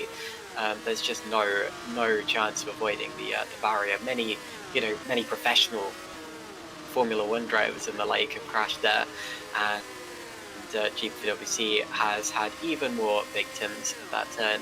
Anyway, onto the start finish straight. Butcher, I think, will still have the DRS from McGorgy up ahead. He does indeed, although McGorgy, I think, has had a better lap as a whole, partly as a result of that mistake, although just generally a cleaner lap, half a second cleaner exactly. Maguire there set his personal best lap of the race, and he was 2 seconds quicker than Moritz Kropp. Maguire is in it for the lead. So Kropp must have made a mistake on that lap, because he's certainly lost a ridiculous quantity. Look, Kropp is puffing the brakes. He's locking the brakes. I wonder if he's pushed the tyres a little bit too quickly. I did say, didn't I, that the leaders will be wanting to think about lap 11 as a pit stop. I think they're trying to stretch it out. Certainly the leader, Moritz Kropp, has tried to stretch it out just a little bit longer, and we can see that the tyres are starting to lock up now. So I think he just wanted to get a little bit more of an advantage over Maguire, which he's now not going to get, because for whatever reason, the tyres are starting to go, the brakes are starting to go, whatever it might be. But now Luke Maguire is in prime position to do something about it as he dives his way through the high five section. We've now christened it out of the course. Look at Crop sliding around all over the shop as he tries to get back on the power. And the gap between the two cars is now 0.8 of a second. If I'm Moritz Crop, I'm pitting now. You cannot afford to let Luke Maguire get through. Look, he's locking up the brakes again. He hops over the curb big time, and that really unsettles the car. Moritz Crop, absolutely hemorrhaging time. Surely he's got to pit. Indeed, let's look at the leaders as they head towards the pit lane. It's about that point in the race where you'd expect the front, or a few of the leaders to start hopping in. And especially since Crop is under pressure here, he may want to come in just to avoid giving too much for Yeah, he's coming in. He's walking over to the left-hand side of the track. That shows me that he's diving into the pits. So Crop goes in, Maguire takes the lead of the race, and now Crop has to put on the new tyres and use them to fly, or else he is going to lose the lead of this race. He didn't have the alternative. Once the car was starting to lock its tyres, he had to really get a fresh set of boots on. Maguire doing exactly the right thing, using the slipstream for Moritz Crop to get a little bit of an extra tow, and that could actually help him overhaul the lead away from Moritz Crop. So Crop gets out onto the circuit, and that's going to be P9. So that's not bad, and he's not in a massive amount of traffic either for Moritz Crop, so that's not a bad stop at all from the Nova team. They called it right. Oh, big slide from Fernandez. I wonder if he's actually gone into the wall there. I think Fernandez had a big moment sliding the car out as Chris Butcher is now pushing after McGorgy, but Luke Maguire is your race leader, and he really does want to maximise this opportunity. So Luke Maguire will be on a qualifying style lap now to try and get clear of Moritz Crop at the pit stops. And if I'm the THR team boss, I'm saying to Luke Maguire, come on mate, this is your moment, you've got to go for it like hell and now pit in. Instantly, we've lost Antonio Kreljanovich, so that means we have 25 of our original 28 drivers remaining in this race. Now, for Moritz Crop, he does have a relative amount of clean air. Now, he'll likely be faster than Clont at this point in the race, because Crop, of course, has the fastest lap of anyone, and he's on fresh tyres, as opposed to Clont's older tyres. Clont is the car ahead of him, but there's a little bit of a gap between the two of them, and it may well be that Clont comes into the pits before Crop has any reason. Ooh, as Crop touches the wall slightly, gets away with it. But yeah, there's every chance that Clont will pit before Crop has to deal with him on track. Butcher now has lost the DRS from McGorgy. His wing is not open down the straight, and that's important there in that fight for what is now second and may effectively be third.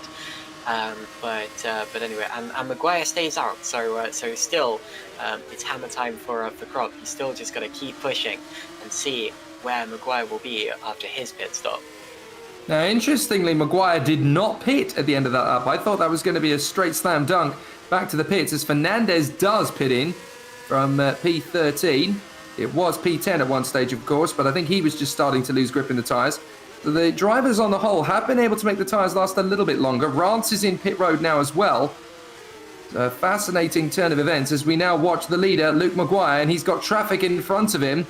Now, he needs to be careful how he catches them, because this could be a bit of an unsettling moment. Did he leave it a lap too late if they cause problems for him?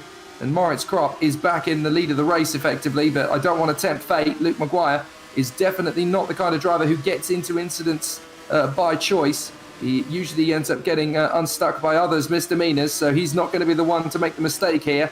The two drivers in front, though, having their own private battle, will not really be giving two figs about the man behind them, Luke Maguire. So Luke may need to make a decision here, with the traffic looking likely to pile up in front of him. I would not be surprised to see the Irishman pull to the left-hand side of the circuit as they go down the main straight. You can see there on the dash on his steering wheel, 295 kilometers an hour, 300 kilometers an hour he'll hit. And now coming through, is this going to be the pit stop for Luke Maguire? It is, and that's a very sensible call, because you've got traffic building in front of you. He's had a couple of decent laps. You do not want to lose more time than is necessary. McGorgy takes the lead. Now remember, when Maguire came into when Crop came into the pits, I'll get it right eventually, the gap between Maguire and Crop was 0.6 of a second. We'll see what it is when he comes out, and it may well be that Maguire takes the effective lead of the race. Crop is still on the start-finish straight. I think Maguire's going to get it here. Here we go, across the start-finish line out, and it looks as if... And yes, he's got it. So Maguire takes the effective lead of the race, the net lead. They're both up behind Menno Clont, but Maguire, crucially, is ahead of Crop. And crucially, Krop has got DRS, whereas Maguire does not.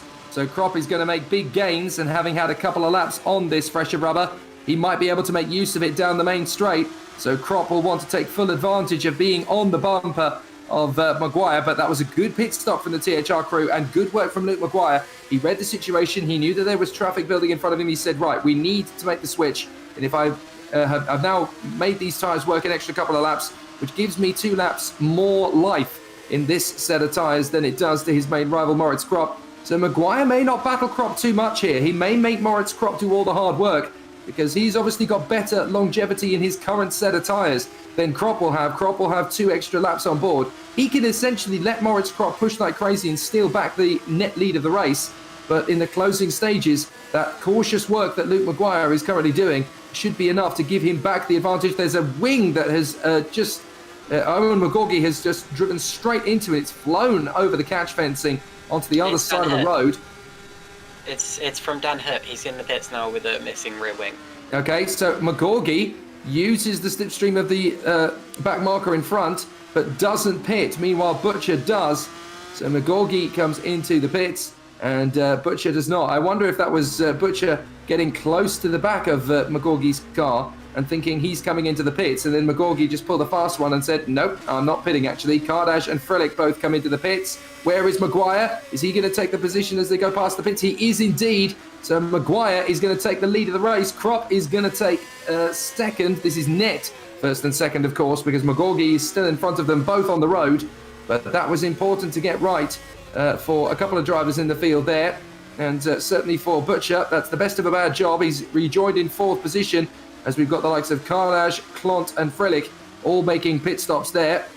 And out onto the circuit goes Simon Frelick, and he rejoins in 8th place behind Kardash and Klont, who are having a terrific squabble. Oh, sorry, Kardash and Sutton, I should say, the 2 teammates at the Green Arrow team. Menno Klont rejoins from his pit stop behind Simon Frelick. So it's Sutton and Gut even that are battling away. I will get there eventually with the live timing. Unfortunately, my live timing screen isn't giving me the information I want, so I'm going purely off the picture, old school style. And George Sutton in front of Gut, Frelick, Klont, Muscat, Fernandez, Galka, Ronson, Ragoza in the top 15 places. That are the ones that score points. De Vries is still there in 16th, looking for a way to get into it. Gerrit De Vries. George Sutton is getting as close as he can to Darius Kardash. What about the race leader, McGorgy? He has not pitted again. He is making these tyres go a long way into the race. Oh, no, here he is, sorry. Closing up on the back markers, and surely this time McGorgy's got to come in. Indeed he does. Committed to it very late, but in he is, and his gap is 20 seconds. He's going to lose the lead, though, I think. So Maguire and Krop will go through. Where is he going to come out in relation to Butcher, though? That's what I want to know here. Because Chris Butcher pitted at a very good time. So it's your move, Owen McGorgy. He puts on the harder compound of tyre, the yellow-walled compound, and puts the power down. I think the Butcher may just about go through, but it's going to be close. So Maguire retakes the lead of the race. Then it's Krop. Butcher is not there, so McGorgy is third, and actually he's further ahead than I expected he would be. So McGorgy is comfortably third and may fight for the win here. And he's got fresher tyres, so excellent from McGorgy. This is exactly what he wanted. We thought this was a 2-horse race between Maguire and Krop, but McGorgy pushing the tyres a little bit further and then getting out onto the circuit after everybody else. His tyres are 3 laps newer than Maguire and 5 laps newer than Krop. So this is very exciting stuff. 4 laps newer, I should say, than Maguire, and 4 laps longer than Krop, I should say, and 2 longer. Oh, and Krop's lost it! Krop's spinning! Oh, Krop's spinning! Krop! And he's right on the racing line, and there's contact with Butcher. Oh. It's very slight contact, and he's lost his front wing. Look at that. Lost his front wing while getting going, much like Lewis Hamilton in the Grand Prix. And Krop there is now going to have to make a pit stop. That is gutting for Krop. He was having such a good day. Lit up the rear tyres. There wasn't contact or anything. Didn't even hit the wall until he tried to recover. And what a shame. What a way to end the battle. What a great drive that was up until that point from Moritz Krop. So easy to lose it on cold tyres. I mean, he had been on them for a couple of laps. And look, just trying to carry the speed through. The car just goes on a one-way trip to the barrier. So Moritz Krop will be picking up more damage doing that. Well, I'll tell you how that happened. He cut the corner and got the sausage curb. He cut the corner, went right over the sausage curb, and around the car went. So that is completely Krop's mistake, his own fault, I'm afraid.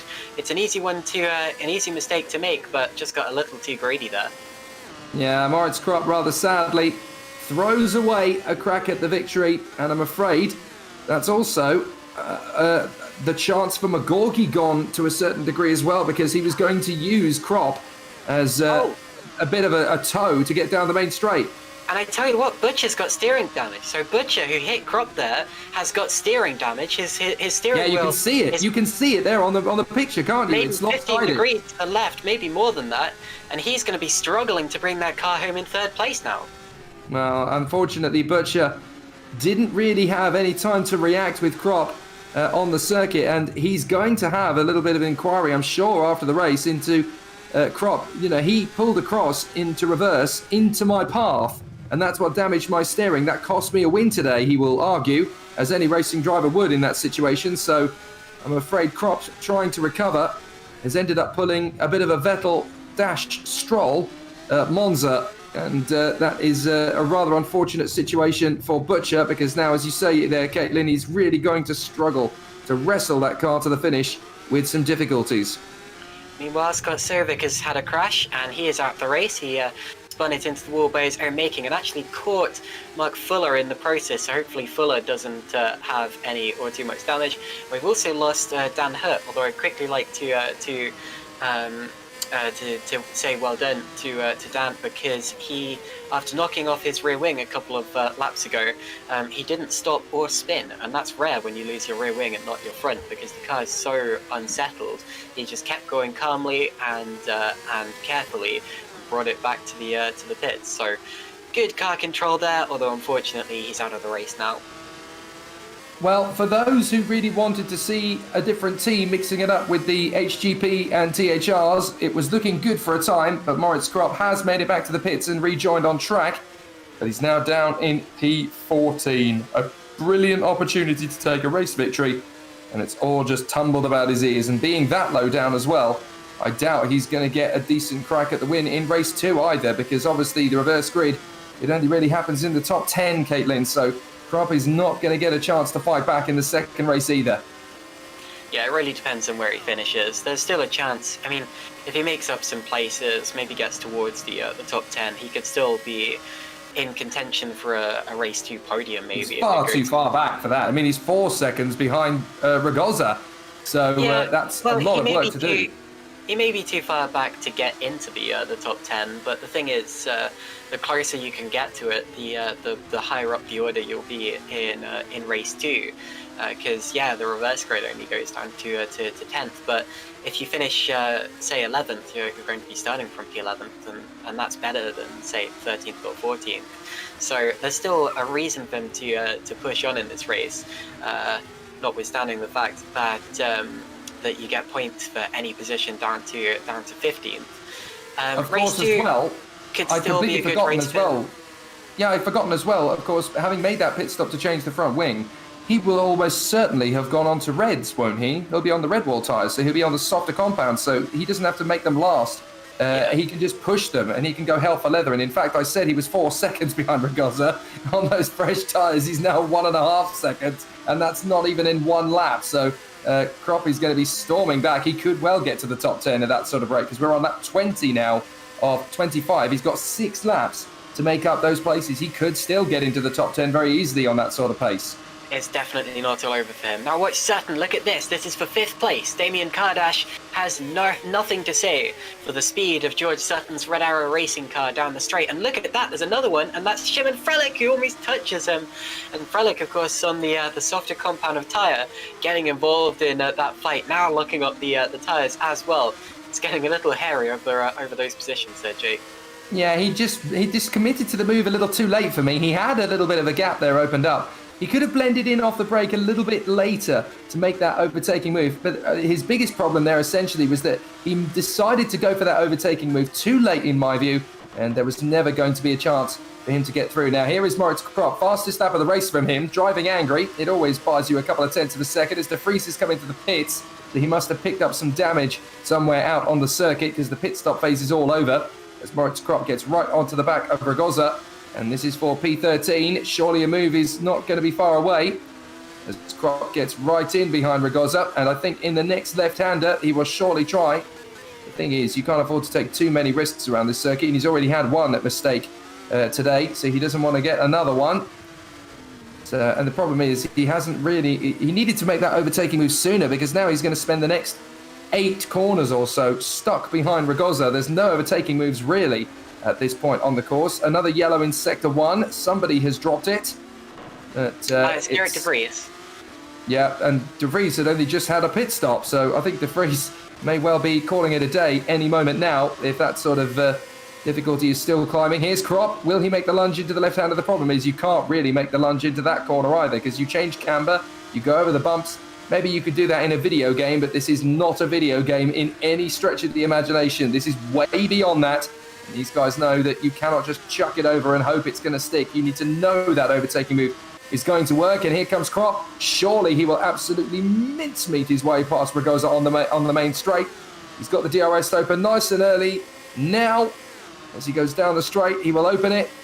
And he's already alongside Ragozza, so this is going to be absolute candy from a baby for Moritz Krop. As he crosses the line, he should have plenty of opportunity into the braking zone to get the car stopped, which he does, and he's already through. That's P13. Is there time to get another one or two? Garrett De Vries out of the race now, just as he said he might be, and also Philip Koenig has just crashed out. He tried to cut turn 8 and got instant karma in the form of a face full of barrier, Jake. Easy to do if you try and use a little bit too much curb on turn 8. It's not exactly kind to those who try to run the gauntlet. Here we go into the high 5 section, a lot along the castle. It's a crazy section of the course, this. I often wonder, what happens if cars' wheels interlock and the car goes airborne and it hits the castle? Does the brick peel away or what? But fortunately, it's not something that's ever come up so far, be it either real or virtual. McGorgy's crashed, look at that! Sorry, McGorgy!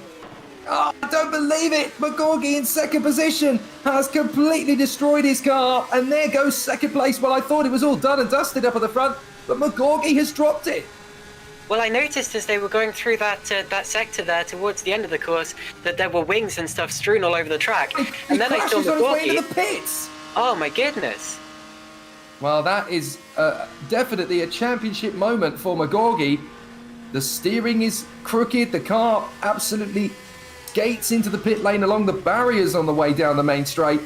So McGorgy, well, he might just be able to salvage a few points, but that is absolute heartbreak for McGorgy. He's going to fall out of the top 10 here with all the damage that needs to be repaired. So Owen McGorgy throws away a podium, and that is great news for his teammate Tom Stevens. But now that Maguire and Butcher are first and second, that is absolute heartbreak for HGP. That's crazy stuff. The first proper mistake we've seen from either of the two big teams here today. THR now have a 1-2 in this race, and that will be going down a treat for that team. Of course, THR are leading the championship. HGP have given them a good run up until this point, but that's going to throw away a good deal of points there for Owen. Oh, he's crashed again! Look at that! McGorgy's in the wall again as he tries to get the places back. He tried to go up the inside of an opponent, and he slid into the barrier. That was such an unwise call from McGorgy. He was desperately trying to race Gut out of the pit lane, and I think he hit Sutton. As he was coming out, or certainly Sutton has had his own incident, and Sutton is out of the race now as well. So Sutton has lost massive points. McGorgy is still trying to get that car back to the pits, but I'm afraid McGorgy, there was just such an unwise decision from him. He came out of the pits. He was desperately trying to beat his opponent to the corner. I think it was one of the red arrows he was trying to beat. That might be Gut. He was trying to beat him to the corner. He lost his braking zone completely. He was too busy trying to get him, and he just slam dunked it into the barriers. Crazy from McGorgy. He hit Gut again, and yes, that is why the front wing is missing from his opponent's car. So a double instant there for Owen McGorgy, and this is going from bad to worse to yeah, goodness me. Well, he's looking like an amateur out there because the car is so badly damaged that he can't keep it in a straight line around the course, and I just can't think what McGorgy was thinking. It wasn't Sutton he hit, because Sutton isn't the driver with his front wing missing. That's Dylan Platt. So Sutton's had another incident. Let me see where I can find that. Sutton was out of the race in a separate incident. It was Gut that he was trying to keep in front of. at the pit exit. Yeah. But McGorgy, I've never seen a mistake like that from a front runner, where it was just desperation. He'd already made the mistake earlier on, so he was coming out of the pits on autopilot, just thrashing it out of the pit exit, charging to the inside line, missed his braking point completely, and just smacked the barrier. That was almost an amateur move from him. Meanwhile, as a result of all of that, Moritz Krop is now battling for 9th. Goodness me. And Sutton did a similar thing, but he did his, he'd done the standard circuit, and then he'd locked up going into turn 1 and hit the wall, and he got run into by Shimon Frelich. And that means that his race is now, well, so Frelic's okay, but Sutton's race is over, and that means best of the rest is now Damien Kardash, it seems. Of course, it was going to be Sutton, but he's now out of the race. Dylan Platt's in the pits with damage. Owen McGorgy is still in the pits with his heavy damage. And this race has suddenly fallen into chaos, as I expected it might. And wide goes Kardash. Damien Kardash loses that best of the rest position because Shimon Frelich has gone through. And Kardash there, it looks as if he didn't have enough grip to make the corner because he just suddenly disappeared wide. And that means that 4th position is Shimon Frelich's. So 2 laps to go, and Shimon Frelich has been able to get himself up into a 4th position spot. He'll be very happy indeed with that if he can hang on to it. And he's not a million miles away from Stevens in 3rd position, so... And Moritz Krop is in the top 10. Moritz Krop could still get the reverse grid pole here. Well, he's going for Rance. If the reverse grid pole is 9th position, which it could well be, then he's got an absolutely fabulous opportunity to go and make up for his mistake in race 1, while one of his big opponents in this race, Owen McGorgy, has got absolutely no chance at all. In fact, he is now in 19th place, having got going again, Owen McGorgy. The only thing he can really do in this race now is take a fastest lap away from the drivers up front, and the point that goes with it, of course. He won't score the point himself, but he'll deny... Oh, Stevens is off! Stevens is off and out of it! Oh, goodness, yeah, I thought I saw some... Oh, he is, yes! I thought I saw someone without a rear wing. It's Tom Stevens, so both HGP cars out of this race now. This is that braking issues, because McGorgy, I've been told, was potentially struggling with his brakes, and Stevens may have had the same thing there at possible brake failure late on. Surely Stevens, well, he's got to park it. He's going to be an absolute rolling wreck for the other drivers, and this is not smart. Yeah, he's parked it. He's got absolutely no hope of salvaging that. His race is over. Stevens is out. What a drama for HGP, a double non-score as their main rivals in the championship go into the final lap. Maguire in front of Butcher, with Simon Frelich looking for his first podium of the season. What drama here! Now, 2 different people have reported to me that McGorgy was indeed suffering from brake fade or brake failure. I don't think it was total brake failure because I saw him locking up. But definitely a brake fade or something like that, and I expect the same thing may well have just happened to Tom Stevens. It's late on in the race at Baku. The brakes have been really quick. Frelich is in the pits. Sorry to cut across. So he is. Frelich is in the pits. And I don't see why that would be. Maybe did he forget to switch tyre compounds potentially? Because he's switched tyre compounds now. No, I'm pretty sure he started on the harder tyres, didn't he? Then he swapped to the softs. So Frelich, for whatever reason, is in the pits. Kardash is up to 3rd. Maybe Frelich thought that his tyres were going to blow or something like that. I don't know what's happened there. But whatever the case, Kardash is now up to 3rd. Wow. And Moritz Krop, through all of that crazy chaos, is now in P5, would you believe? That is absolutely astonishingly. Moritz Krop is in P5. That is just astonishing. Other drivers must have come in too, because he was 10th, and then I blinked, and now he's 5th. And Colin Matiak's missing his rear wing. So there's carnage all over the place. Brakes are fading, cars are crashing. And I expect more cars have had incidents that I haven't seen, because, I mean, I don't understand how Krop is in P5. Bad old Baku, it's bitten again. But for this man up front, Luke Maguire has made it look absolutely heaven sent, and he is weaving down the straight. You don't want to do that too hard. You might just slide into the barrier the race people are having today. But Luke Maguire gets the win, and what a drive it was. Maguire takes it in race 1. There is still race 2, the shorter race to come. But Luke Maguire in front of his teammate Chris Butcher on a day when their big rivals failed to score a single point in race 1. That is drama. And Moritz Krop is going for P4 here in front of Meadow Clont. He could just get it on the line. Kardash is going to get the podium, no problem. But on DRS and on fresher tyres, Moritz Krop might outdrag Menno Klont to the position here. Klont is going to have to do his best, but he's got to just hope that the car has got enough speed to get to the line first. He chops across, but no, Krop is going to get there in fourth position. Brilliant from Moritz Krop. What a comeback! Valtteri Bottas style, that was incredible. Now, we were talking about him potentially not even making it up past P14. And look at that, Liam Rance's brakes almost fail after the finish line. Brakes are failing all over the place. Rance and Fernandez both drop it after the line. Frelick in 8th place. Ragoza is 9th. From Muscat, Dennehan, Gut, Patterson, Ely and Platt. Some drivers, they're genuinely not expecting to score those points that have done so. Moritz Krop. What a fight back, and it's a 1-2 for THR. No points for HGP. That is a nightmare for them. I genuinely have no idea how he's done that. I'd love to speak to Shimon Frelick and work out why he pitted.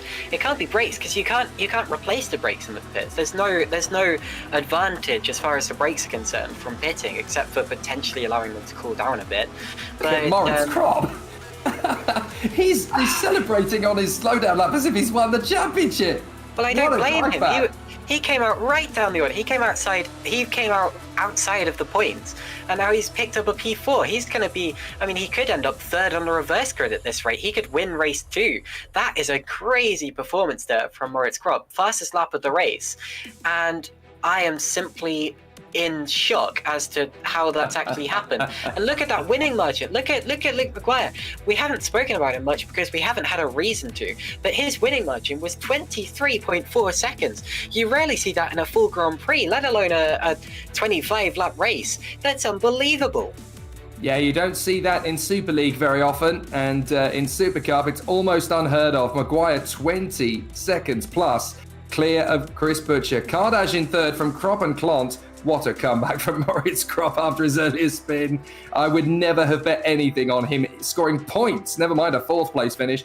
Klont in 5th, Liam Rance in P6 from Carlos Fernandez, Simon Frelick having to pit on the final lap, Ragoza in 9th and Jason Muscat rounding out the top 10. The final points positions, just check out this list. Jake Dennehan from Vincent Gut, Craig Patterson, Tom Ely and Dylan Platt. None of them would have thought they'd be scoring points at the halfway point of this race. Mark Fuller in 16th from Michel Galka, and then come the retirements. Stevens, McGorgy, both DHGP drivers calling it a day. Colin Mathiak crashing out. So too did George Sutton, Koenig, De Vries, Sovic, Hood, Krilanovic, Kiesmakers and Andre. None of those were mechanical. They were all crash damage as Baku bit the dust and got these guys to walk exit stage left today. Absolutely incredible first race. No points at HGP, maximum points at THR, and an incredible comeback drive for Moritz Krop. Yeah, and something like 4 or 5 of the drivers in the points had wings flying everywhere at some point in the race. That is an incredible race. Luckily, we're not going to get the same kind of braking issues that we had in race 2 because it's a shorter race. But oh my goodness, what have we just witnessed? Now we're going to have to take a break because absolutely. And but anyway, so don't go anywhere because we'll be right back for race 2 in just a few minutes' time.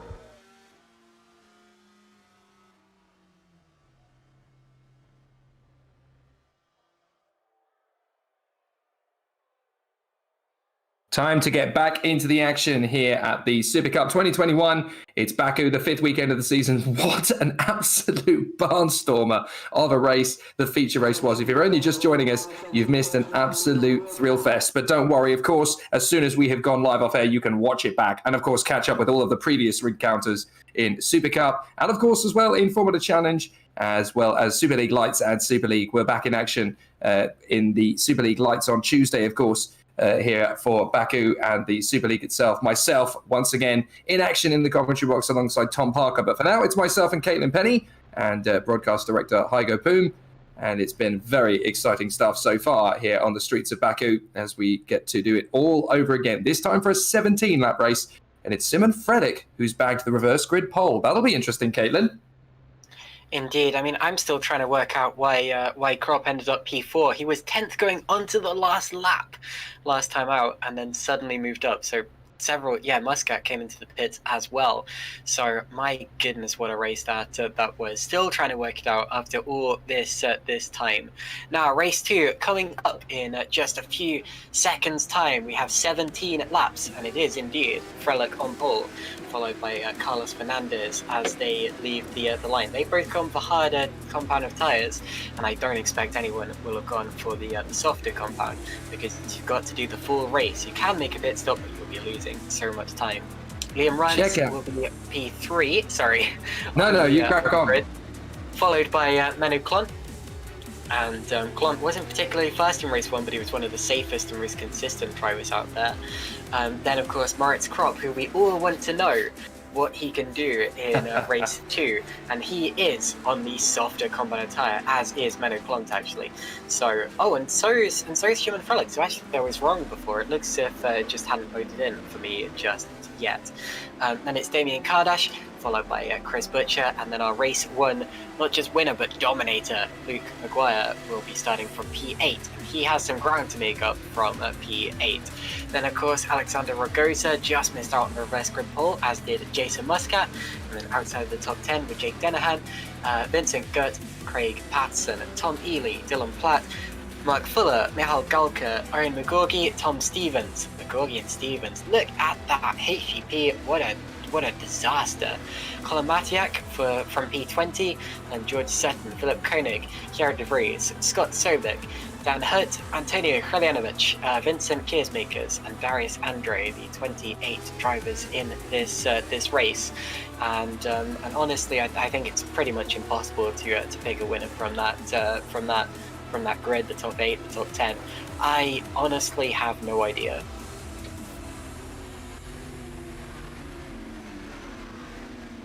You still there, Jake? Sorry. Okay, I'm not sure we do have Jake right now, but anyway, that is the grid order as we head to the start finish line. Simon Frelick and Carlos Fernandez will lead us away. Now, whoever last time, of course, I predicted Krop for the reverse grid race win, and he went on to win it. So today, I don't think I'm going to say a prediction, just in case I end up giving someone an unfair advantage. Of course, I'm joking. Honestly, I just don't know who I would predict for this victory. Krop's got to be a contender, but then again, he's got 4 cars ahead of him, and all 4 of them will feel that they have a shot at winning it, and will feel that they should as well, especially Frelick, who will be going for pole. Then, of course, the THR drivers, they've already built up a massive points lead over HGP, but they will want to extend it even more, and with the car they have this weekend, which is clearly capable of a 1-2, then who's to say that they can't come through from 7th and 8th on the grid. We're lining up now, so Jake, do we have you back yet? Okay, it looks like I may have to take the start here. I don't know exactly what's going on with Jake, although as I said earlier, he is in Belgium in a hotel room, I presume, so he's not got the best of internet today. Okay, onto the grid. Look at the few at the back. Here's Megs and Andre making up the field, and they are now stopped in their box. So here come the lights. 5 red lights, and when they go out, we will be underway for 17 laps of Baku. There we go. Away we head, and this time it is a good start from our pole sitter. Frelick takes the lead into turn 1. Further back, the THR guys have both got through cleanly, and they've made up a couple of positions. 4 wide in the back. There's a sandwich, and just a little bit of contact, not too much, a healthy amount. If you can ever have a healthy amount of contact. Turn 2, much cleaner than race 1 as well. I thought that might be where it all kicks off, but luckily they're all okay. So it's Frelick, Fernandez, then Krop got up to third. Sorry, Caitlin. I just saw a massive pile up on the straight on the run to turn 3. Huge cars all over the shop. 2 or 3 cars going sideways, and it's caused a massive chain reaction. Dan Hurt upside down. We've got Fuller missing a wheel. Absolute carnage further back. So yes, indeed. Don't worry about interrupting there, Jake. I didn't know if you could hear me or not, but indeed there has been a pile-up. Well, it's given a few players in the field a bit of a hurry up through the field. McGorgy now up to P12. Stevens is up into 16th place, although McGorgy is still battling with Good. I think there was a little bit of a contention as to whether there was a yellow flag at that particular point as to whether Good was going to make a move on McGorgy or not, but looks as though they've got through okay. But Frelick and Fernandez, no massive change, but Krop into third now has the best possible shot at going for race victory. Clont, Kardash, Butcher, Maguire, Rance, Denahan, Muscat, Ragosa and McGorgy. Oh, and a big crash for Patterson. Sorry, it's not Patterson, it's someone else. It's Tom Ely, I think. Yes, indeed. Yeah, he's lost. Ely. Well, he's lost pretty much half his car there. Mihal Galka also involved. There's going to be more. Affected. He's ended up dragging the car into the path of 2 more, and that's caused multiple retirements. Yeah. There goes Fuller, there goes De Vries and Ely. Yeah. Oh, dear, oh dear. Well, Krop has got through to second place past Clont. I think Clont's got a problem. Fernandez has spun it. Fernandez has crashed out. That's what it was. Fernandez, who was in second, has crashed out. So that means Krop is up to second, and he only has 1.9 seconds to gain on Frelick, and with the pace we saw from Krop in race 1, he could very much win this. The THR guys are 6th and 7th, and after a dramatic start to this race, as we expected. Also, I've just looked back at the incident with Fernandez and Clont, and it looks to me as if Fernandez had already had an incident before Clont touched him, so something did happen earlier in the lap. Yeah, another dramatic start, Jake, and we've got Krop up to second. It usually is at Baku. The drivers know what they sign up for when they come onto these streets. They know it's always going to be a very tricky race. But Simon Frelick is still your race leader for the moment, with Moritz Krop trying to close in on him nice and early in this race. We're only on lap 2. Look at the number of drivers in the pits. Galka, Matiak, Fernandez, Sovic, Hut, and then out of the race, De Vries, Ely, and Fuller. Absolute carnage. It's a good job this race is taking place in the virtual world, because we always talk about sim racing being relatively affordable. And if this was real life, I can guarantee that would not be relatively affordable. This would be the most expensive race in history. So anyway. It'd certainly be quite a lot of damage to clean up, that's for sure. But certainly for a few of the drivers out there that are still running, quite a few of them. And Maguire has a drive-through for a jump start. I'm just being informed that. Oh dear. I don't know how true that is, because I've only seen it from one source, but I'm being told, and it is a reliable source, so if we see Maguire coming down the pits, we'll know why. Well, Luke Maguire, unfortunately, looks like he might not be able to make it 2 from 2. We've only seen it very rarely indeed in Supercup. It doesn't happen very often because, of course, the driver in reverse grid position has a lot of places to make up, but Luke Maguire looks to me as though he will not make the pit stop straight away. Simon Frelick with the new fastest lap, a 1:49.5, as Jake Denahan tries to come around the outside of Adam Rance. Rance is not going to give away that position easily, so Jake Denahan remains there in P8 as he tucks up behind Rance. Down to the braking zone for turn 2, no problems at all, as here is Vincent Gutt, who's already had his fair share of badinage today. McGorgy there in 11th position, with the Stevens now down in 20th after more problems for Tom Stevens, so still a nightmare race for HGP as Muscat gets up the inside, up into 9th position then for Jason Muscat, past Ragosa, and this is all going very well indeed for Jason Muscat and the Multiforce team, with Menno Clont up there in 4th position, of course, and Jason Muscat P9. Indeed. Now, the top drivers are all on those soft tyres. I believe the highest placed driver who isn't on soft tyres is Darius Andre, so keep an eye on him because he may come into play later on in this race. Probably not for the win, but he'll make up some places.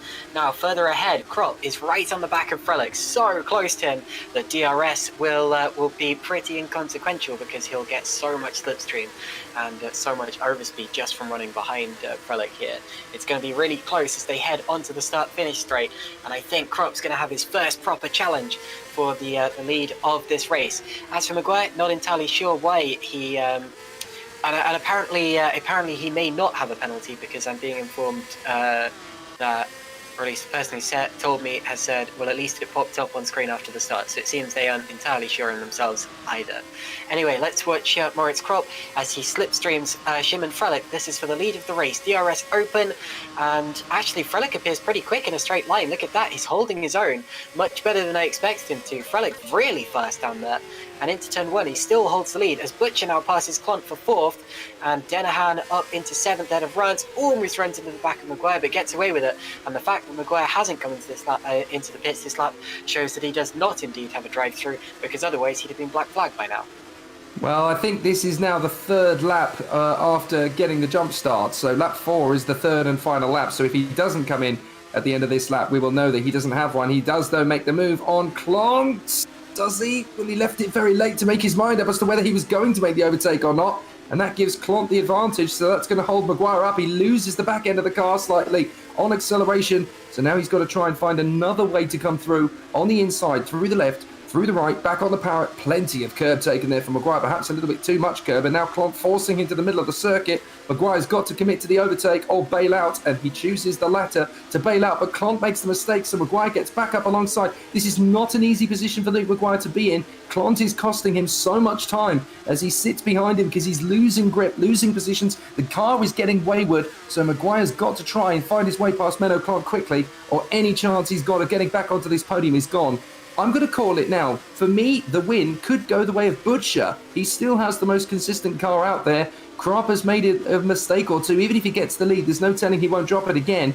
For me, my favourite for this one is still Chris Butcher there in P4, and he's still got plenty of race still to do. It's a real chance, and remember I said before this broadcast that I thought Butcher was going to pick up a win today. I still think he might, although Moritz Krop here is going to challenge again on Szymon Frelick, but we've seen how fast Frelick is in a straight line. And actually Krop has some very slight steering damage, I've just noticed. His steering wheel slightly hanging over to the right, so you may be right there. Look at this, up the inside, and makes the move, but does he keep it in the lines? Yes, he does. Well done. Moritz Krop takes the lead.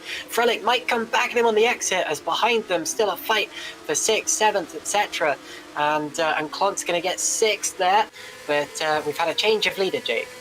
Yes, indeed. Moritz Krop does take the lead, and that is where he feels he should have been in race 1. He certainly was leading in the early stages, wasn't he, after that electrifyingly quick start off the line in race 1, where he charged his way past Messrs McGorgy and Maguire on the line, and neither driver really had a chance to see which way Moritz Krop went off the line.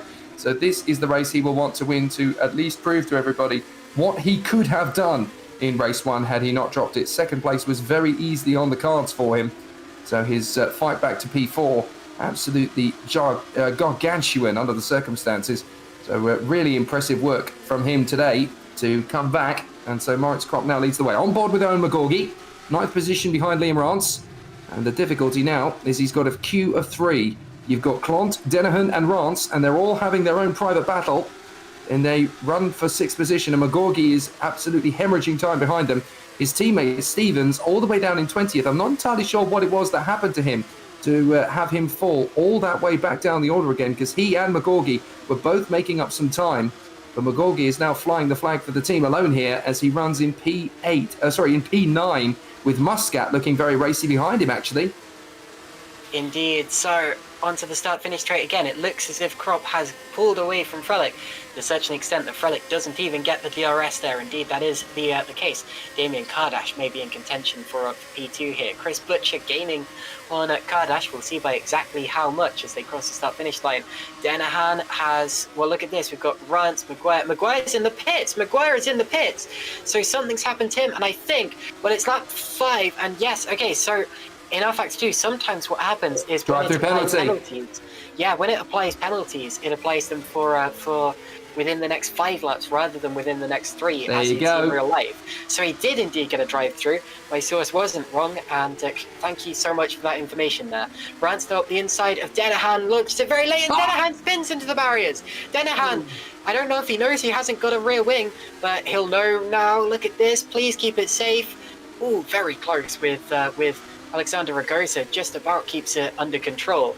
But that's a big incident in terms of the race for Jake Denahan, because he is now going to have to pit and drop well out of the top 10. Yeah, effectively, he's out of the hunt for the points now because he's never going to be able to get that car stopped. In fact, he pulls off and out of the race. He's got too much damage. So Jake Dennehan, rather sadly, crashes out of the race here in Baku. And it's so easy to drop it at that point on the course as well. Well, that gives several people a reprieve. I keep saying Adam Maguire. That's next week. Luke Maguire in 14th position, now running there in front of Gralanovic. Both drivers getting another chance to get themselves back into the points. Sutton up to 13th as a result of that. We're still going to have Stevens in the race, but only 19th. And a good 12 seconds back from Kiersmakers alone. So very dramatic stuff. We've now lost Fuller, Ely, De Vries and Dennehan. Absolutely. So the gap between Frelick and Kardash, I think, is going to come down on this lap. They appear closer, but in the background, McGorgy is going to pass Runt here, I think. He's going to take a look to the inside line, DRS wide open, and he appears to have a quicker car on the straight. So there he goes, McGorgy through. Now, also out of this race, I'm afraid we've lost Dan Hurt. He has hit the wall and retired, and that was at turn 8, which is an easy place to crash at. Unfortunately, he was running last anyway. So another driver out of this race. And, very impressed with Simon Frelick because Krop, we already know, was very quick in the earlier race. But look at Frelick. He's actually kept Krop in his sights. He's not really letting him get too far ahead. He's keeping the pressure dialed up and still giving him plenty of challenge. He's taking the curbs a little bit more aggressively than I think he needs to. And that's where he could probably gain a little bit more time, Simon Frelick. And he doesn't attack that one hard enough. So you can really see and observe these drivers from their onboards, just where there's time to make up. And you can see Frelick, look, just a little bit too wayward in that midsection. And that's where you're able to gain a little bit more time. That's where the McGorgies and the Maguires and the Suttons and the Stevenses of this world are able to get just that little bit more pace out of their cars to move them slightly further up the order. And you can see where Simon Frelick can make improvements, but he's certainly got the pure enough speed to hang with Krop, and that could be crucial. If he can look after the tyres just a fraction better than Moritz Krop, all it takes is for one mistake, one blip from Krop, and he's got a chance. But this man, Damien Kardash, could sense an opportunity for P2. Meanwhile, the Multiforce cars have swapped places in 7th and 8th, so it's Jason Muscat's turn to get involved with the McGorgy-Rance battle if he can. Kardash now with the DRS open on Frelick down towards turn 1, and he's gaining. Frelick's car's fast, but Kardash's car is looking very fast as well, and he sets the fastest lap of the race as he catches. So Kardash right on the back of Shimon Frelick now takes that fastest lap away from Chris Butcher, who also sets a personal best. So all of those drivers, in fact the top 6 all set their personal bests on that last lap, so they are all absolutely flying at this point in the race. No one thinking about tyres just yet, which may be interesting later on in the race. But for now, they're all going for it. Big moment from Darius Andre under brakes, under the tyres lock, and he gets very wayward, trying to stop the car there as it starts to slide around from under him as if he's on an ice rink. And Damien Kardash still throwing everything at Simon Frelick in the hope that he can get through into second position. Frelick really starting to struggle for traction in the midsection, and that's where Damien Kardash is able to overhaul him. And look, Kardash is just a little bit more patient on the curbs than we saw from Frelick. And watch again, look, Frelick is going to get the car a little bit unsettled, and that's where Kardash can make the move. He's not going to be too aggressive on the car. He can ease back a little bit, come back a little bit in terms of dropping another car length or two, then he can build up to a move down the home straight and into turn 1. That's where he's going to get his opportunity. They brake for the corner, into the left, and again, look, Frelick, he's smooth in some places, but in others, the car just gets away from underneath him, and this is where Kardash is able to gain a lot of time. He's closer to him on this lap, but Frelick's still got that straight line speed advantage that you mentioned earlier, Kate, and this is going to be a tough one for second. Indeed it is. Let's look at this as they open the DRS once again. Kardash gaining and gaining. And we've seen how fast Kardash's car is in a straight line. Here we go. Past the wall that comes out to meet you, and up the inside and towards turn 1. He's going to have the advantage, this 90-degree left-hander, and he makes it stick. So Damien Kardash takes second place away from Shimon Frelick. 2 blue cars, and it's the Gallery 82 one that comes out on top. Good move. Muscat and Clonter doing the teamwork play as Patterson manages to keep in front of Vincent Good, who flirts properly with the pit wall on the barrier on the outside there, sorry. And again, a bit of a slapper on for Darius Andre. as he tucks in behind Relanovic and Sutton as the battles continue on their way.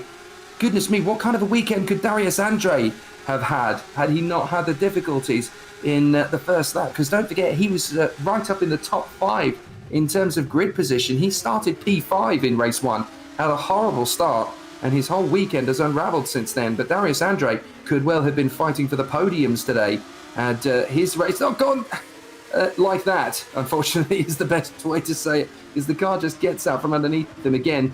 He ends up just cannoning the back end, tank slaps the barrier, and again. And just a slight moment from Philip Koenig as well, but Andre needs to keep this car out of the barriers. When he's smooth, he's ultra smooth, but when he's not, he's basically playing pinball. Kardash and Frelick, when they crossed the start-finish line that last time around, the gap was absolutely naught. There was not even 1,000th of a second separating the two of them. Imagine if that had been on the final lap of the race. I mean, it could be. We've seen that almost happening at Baku a couple of times. Onto the start-finish straight again. Frelick, I think he may have dropped out of DRS range. No, he hasn't. The DRS range started, or the DRS zone started later than I thought it did. And he's not going to be able to get back at Kardash into turn 1. But it's still important that he pushes, because the car behind him is Chris Butcher.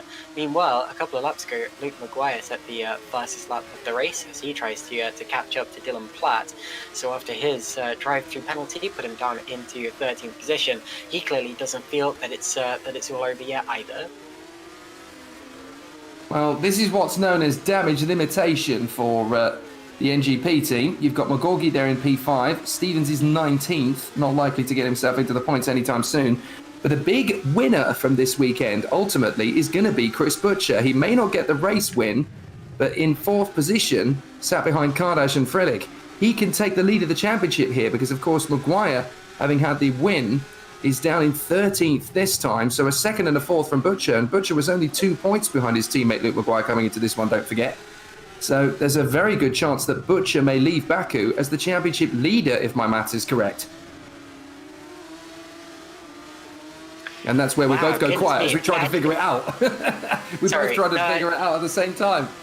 I'd forgotten how close Butcher actually was to the championship leader, but yeah, indeed, I believe that Chris Butcher will be leading it at this rate. But I don't really want to do maths on the fly today. Not really in that kind of mood. No, it's fair enough. There's too much going on to focus on mathematics. Here's Maguire making his push on Platt. Yeah, so I suppose we'll both have to work that out after this race. This is for 12th place. He's got past him already. Look at that.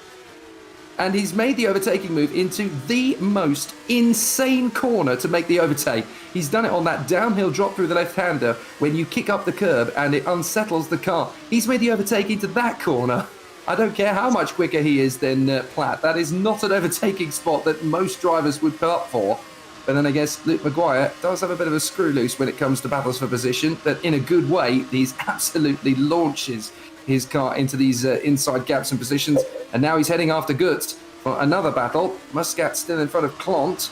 It's kind of stalemate between those two cars, isn't it? As we watch this is Koenig, I should say, making his bid on the inside, and he loses the car altogether under braking.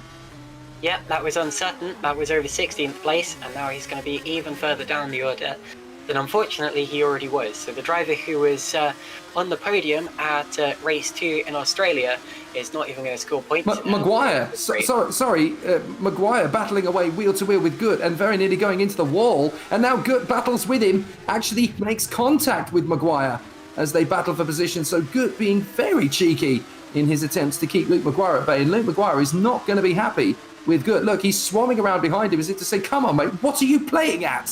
Whoa! Oh no, they touch! They bang wheels, and that was Gut getting all sorts of sideways, and through goes Maguire, who may have some slight damage from that, somehow still has his rear wing. That looked as if it was going to be so much worse. Well, Maguire may have had a few choice words that would have needed to have been censored had they been broadcast, because Vincent Gut absolutely hustling his way around the circuit with Luke Maguire, and Luke will not necessarily have been a particularly happy chappy about all of that.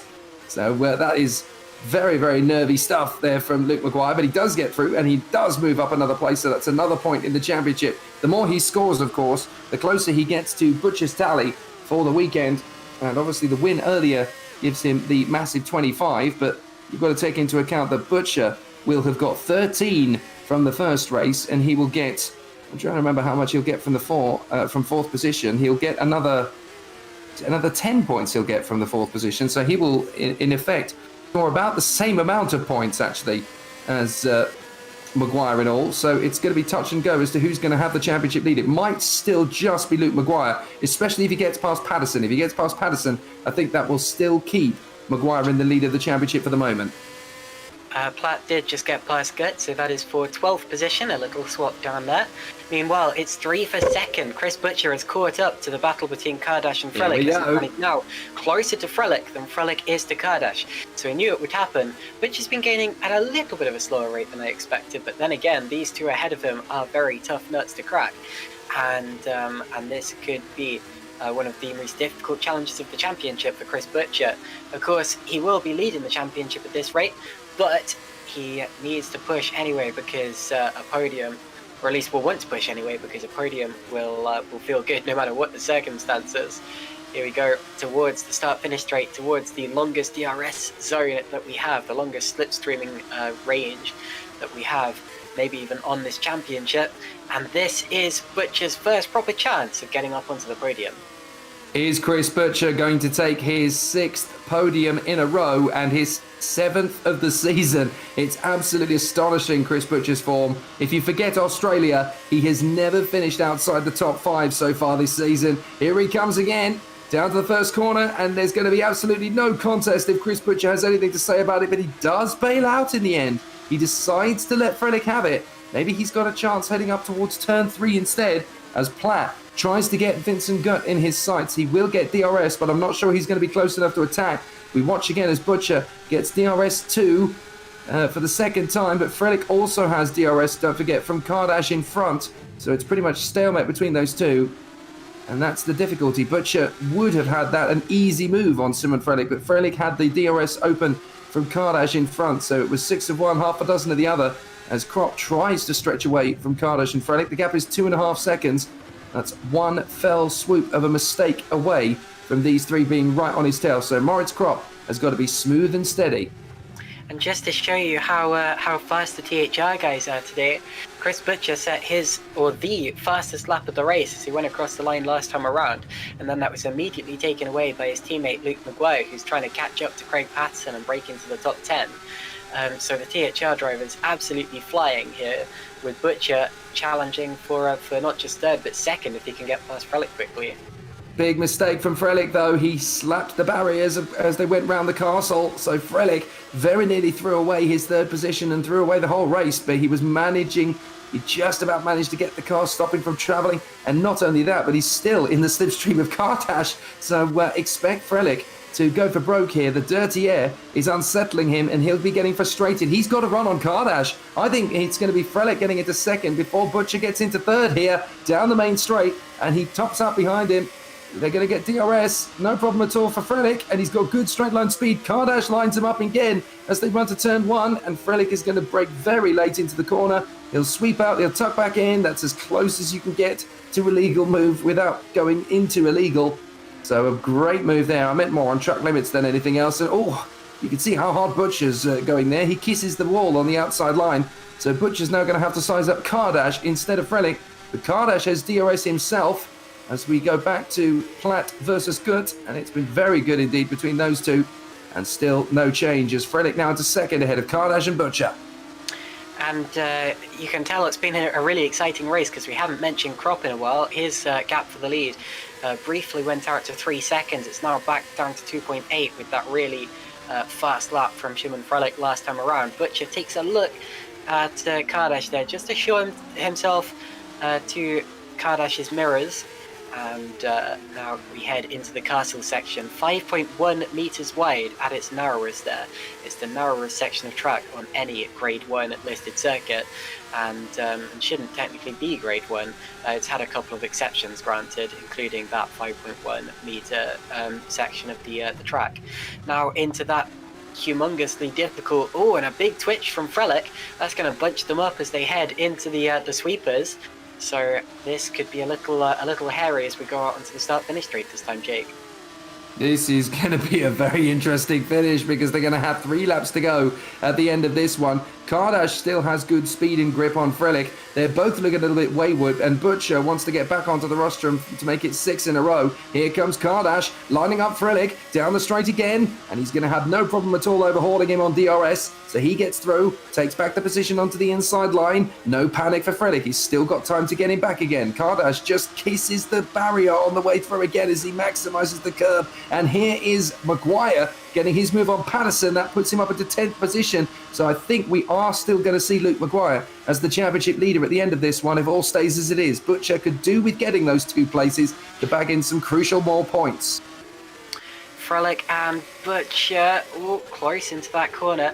Kardash and Frelich now have swapped places 3 times in this race, back and forth. Oh, and a big twitch from Frelich once again, just as we saw him have on the last lap, and that's going to allow Kardash to have a little bit of breathing room for a couple of corners, and Butcher will be getting frustrated at that because he can see him getting away. Now Krop must have made a mistake on that last lap because these guys are less than 2 seconds behind him. You can see him just up the track there. Are Krop's tyres going off just as they did towards the end of the first stint in race 1?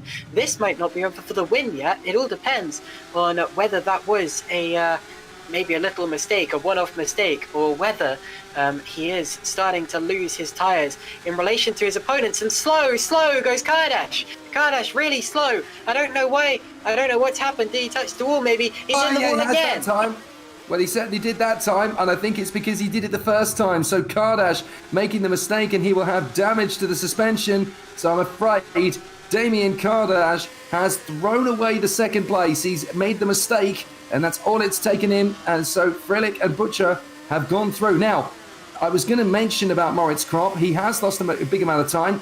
He's gained it back again as a result of Frelich and Butcher going back through. Butcher's now going to get his run on Frelich to get into 2nd place. And with 2 laps to go, Krop is going to be 2.8 seconds ahead of Butcher, not Frelich. But is it tyres that are going off for Moritz Krop, Caitlin, or is it brakes?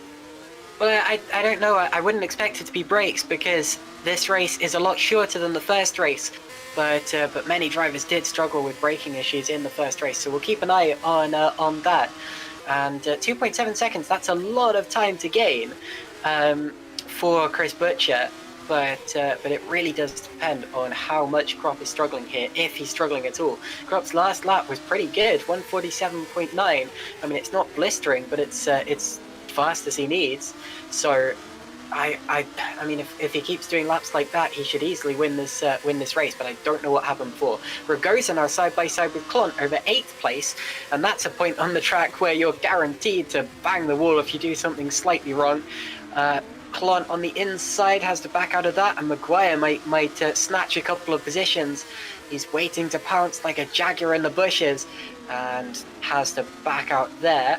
But this is over 8th, 9th and 10th, and I think it's going to change before the end of the race. See, if this was a video game on a games console, that's the kind of gap he might have gone for, but there is so much riding on this where you've got a title to battle for. In the heat of the moment in GPVWC, you do not make that risk. You do not make that gamble. Sutton's had an incident. Sutton's out. Sutton has joined the retirement list as Maguire has another look at Klont.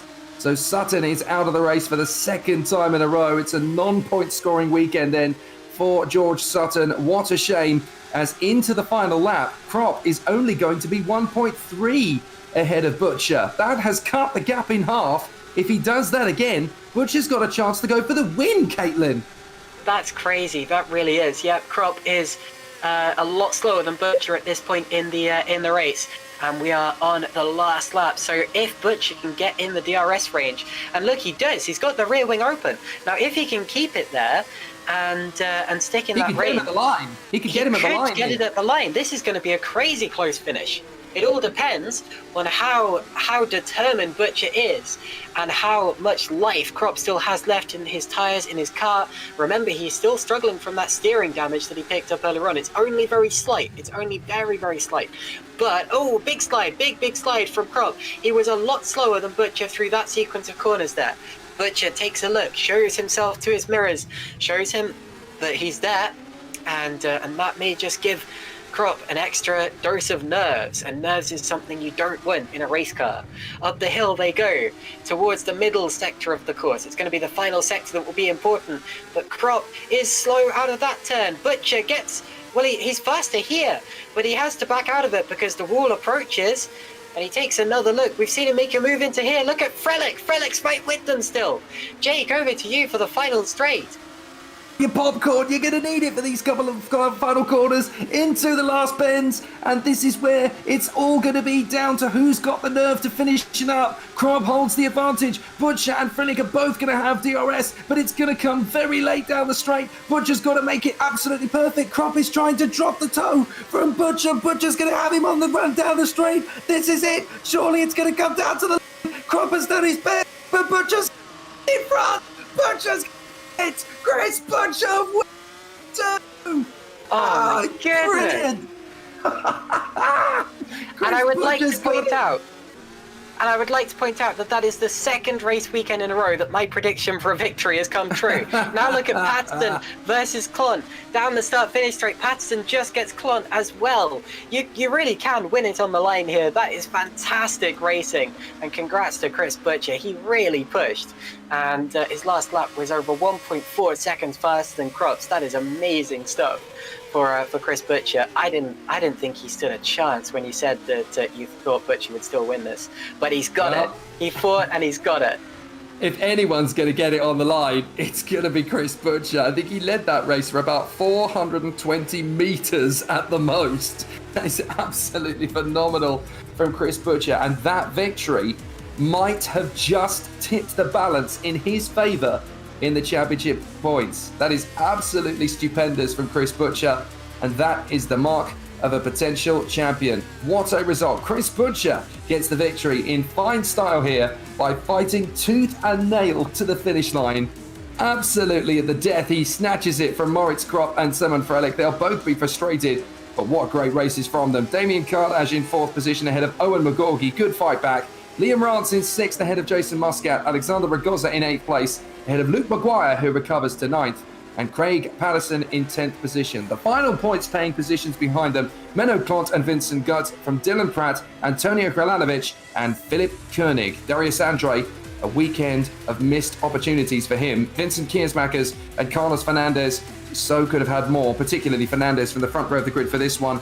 Matiak in 19th. Tom Stevens, a weekend to forget in the HGP Motorsport. From Scott Sovic, the last man home. The retirements in this one were many and plentiful too. George Sutton, Michelle Galker, Jake Dennehan, Dan Hutt, Jonas de Vries, Tom Ely and Mark Fuller. A weekend full of drama here at Baku and 2 brilliant races, and I'll be very interested to hear your interviews. I need to duck out early, unfortunately. Duty calls, and I've got some more great karting this weekend from Game Kid Belgium. Tune in if you're bored at the weekend, as GPVWC will be put to bed till Tuesday, but I'm sure Caitlin will be interviewing some fabulously worn out and very excited drivers as you close out the feed. Catch you next week, everybody. Over to you, Caitlin. Thank you very much, Jake. Great job. Anyway, look how close that finish was. You had the leaders separated by 0.16 at the line, and then the top 3. Shimon Frelick could have won that because the top 3 was separated by just 0.3 of a second. Let's talk to Shimon now. Shimon, do you hear us? Jolly good. So that is a podium for you, a race to podium, and you were just 0.3 of a second off winning it outright. My goodness, how does that feel? One mistake.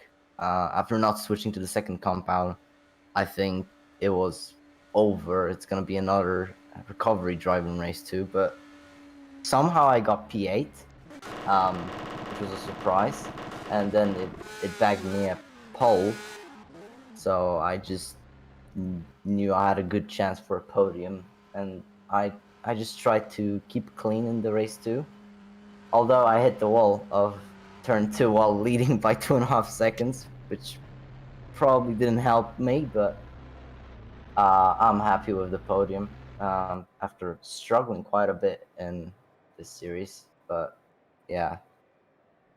And so you should be. Is that your first Supercup podium? I think so. Yes.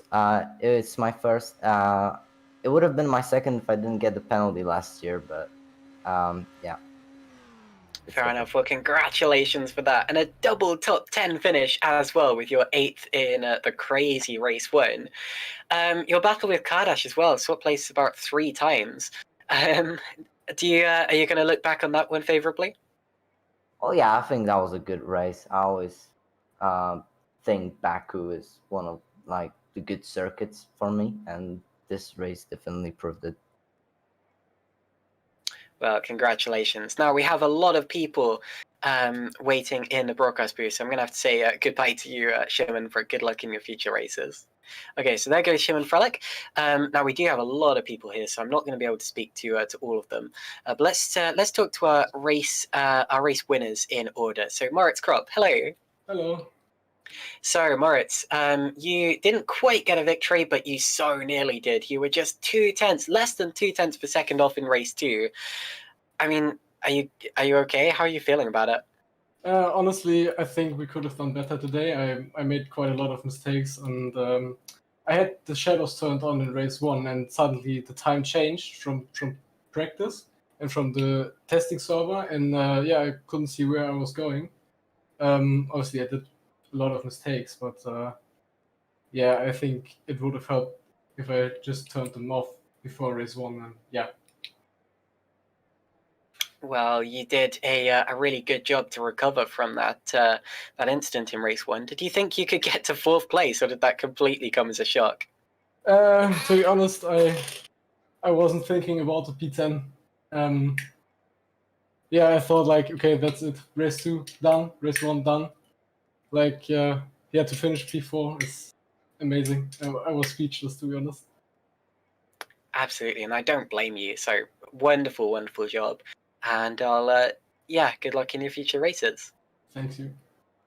Okay, the reason I'm keeping these broadcasts short is because we have a lot of people, and I know that I'm not going to be able to get through all of them. So let's talk to our winners. Let's start with race 1, Luke Maguire.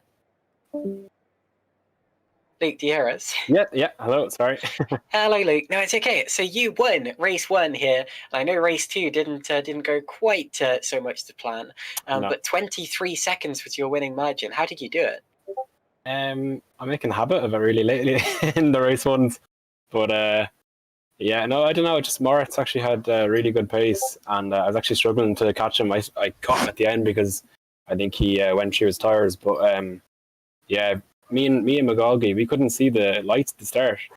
So Oh, wow. yeah, I couldn't hear the lights, I couldn't see them. So if you probably saw that me and him were like went from 1st and 2nd down to like 4th, 5th, 6th.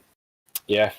But after Moritz crashed, just kind of managed to gap and just build up a gap, and yeah, that was perfect. And how are your brakes feeling towards the end? Because a lot of people struggle with them. In race 1, on the mediums, my brakes actually felt better than they did in the softs. At the start of the synth, they were very, very, I don't know, sensitive. I don't know. It wasn't like that in practice, so it was very strange. Yeah. That's interesting. And then race 2, that recovery drive, are you proud of P9? Not really. I shouldn't have done it. I was revving in neutral, and then I forgot to. I just shifted up by mistake, and I was like, it is what it is. I've done that before, unlucky, but congrats on your double top 10 and of course your race 1 victory. Cheers, thank you. So that was Luke Maguire. Our race 2 victor, and only just, I can't believe I'm saying this, Chris Butcher. Hello, Chris. So you won it on the line. It was almost a photo finish. How did it look from your point of view? Yeah, I knew I could do it, to be fair. Nice little tactics for him to back up and try and trick me into going through. But yeah, that race 2 was all just about tyre management and looking after the tyres. We knew we had the pace, and we knew that from race 1, Kropp sort of seemed to go off towards the end of the stint. So it was just about biding our time, and then the opposite came right on the last lap. Just Congratulations. That was a wonderful, wonderful finish. And a 2nd place in race 1 as well. That is a huge points margin. Did you have a calculator in your car? Are you leading the championship? I think we probably are. You know, definitely a really big points haul, and you can't really get much better than that. And if somebody had told me that I'd finish second and first after that qualifying session, I'd have snapped their hands off. So yeah, absolutely over the moon, and we're just going from strength to strength. And again, I have to give massive thanks to Tom Ely. He's been working so hard with us, and it's really paying dividends. So hats off to the guy. He's done a fantastic job. Fantastic. Well, thanks for speaking to us. Sorry, we have to keep it kind of short today, but yeah, congrats on your double podium and your race 2 victory. Caitlin, can I just put in there and just also say thanks to Tom? Sure. Because he'll kill me if I don't say thanks to him. Fair enough. Thank you for that, Luke and Chris. And actually, I know I'm supposed to be keeping it short, but since both THR guys won races today, I would be doing a disservice not to quickly speak to our THR team manager, David Carter. David, do you hear us? Hello there, Caitlin. Hello, David. So, a double victory. HGP was struggling. You must be over the moon. Over the moon. Really happy that all the hard work's paid off. Finally, it's like a really big day. This is for the whole team, and it's put us in a very good place mentally. And after 5 rounds now, we are all very, very motivated to carry on this great run. What's the secret? How are your team doing so well? It's driving well, and avoiding trouble, when possible. And the speed helps, obviously, but the mentality, the mindset of Chris and Luke and the whole team is fantastic. It's the best bunch of guys I've worked with in the 3 years I've been involved in management. It's been absolutely perfect so far. I can tell. Well, congratulations, and you obviously have a great car and some great drivers, so go and enjoy it. Thank you very much. You take care. So we've heard from our winners, THR, Luke Maguire and Chris Butcher. We've heard from Moritz Kropp, who so nearly won in race 2 there. I'm afraid we don't have time to hear from anyone else, but thank you all for watching today. Thank you as well to Jake Sanson for commentating, despite being busy with his karting action in Belgium and having a couple of important meetings to attend to. And thank all of you for watching. I hope you enjoyed it so much, because I know that I certainly did. That was thrilling stuff today in both races.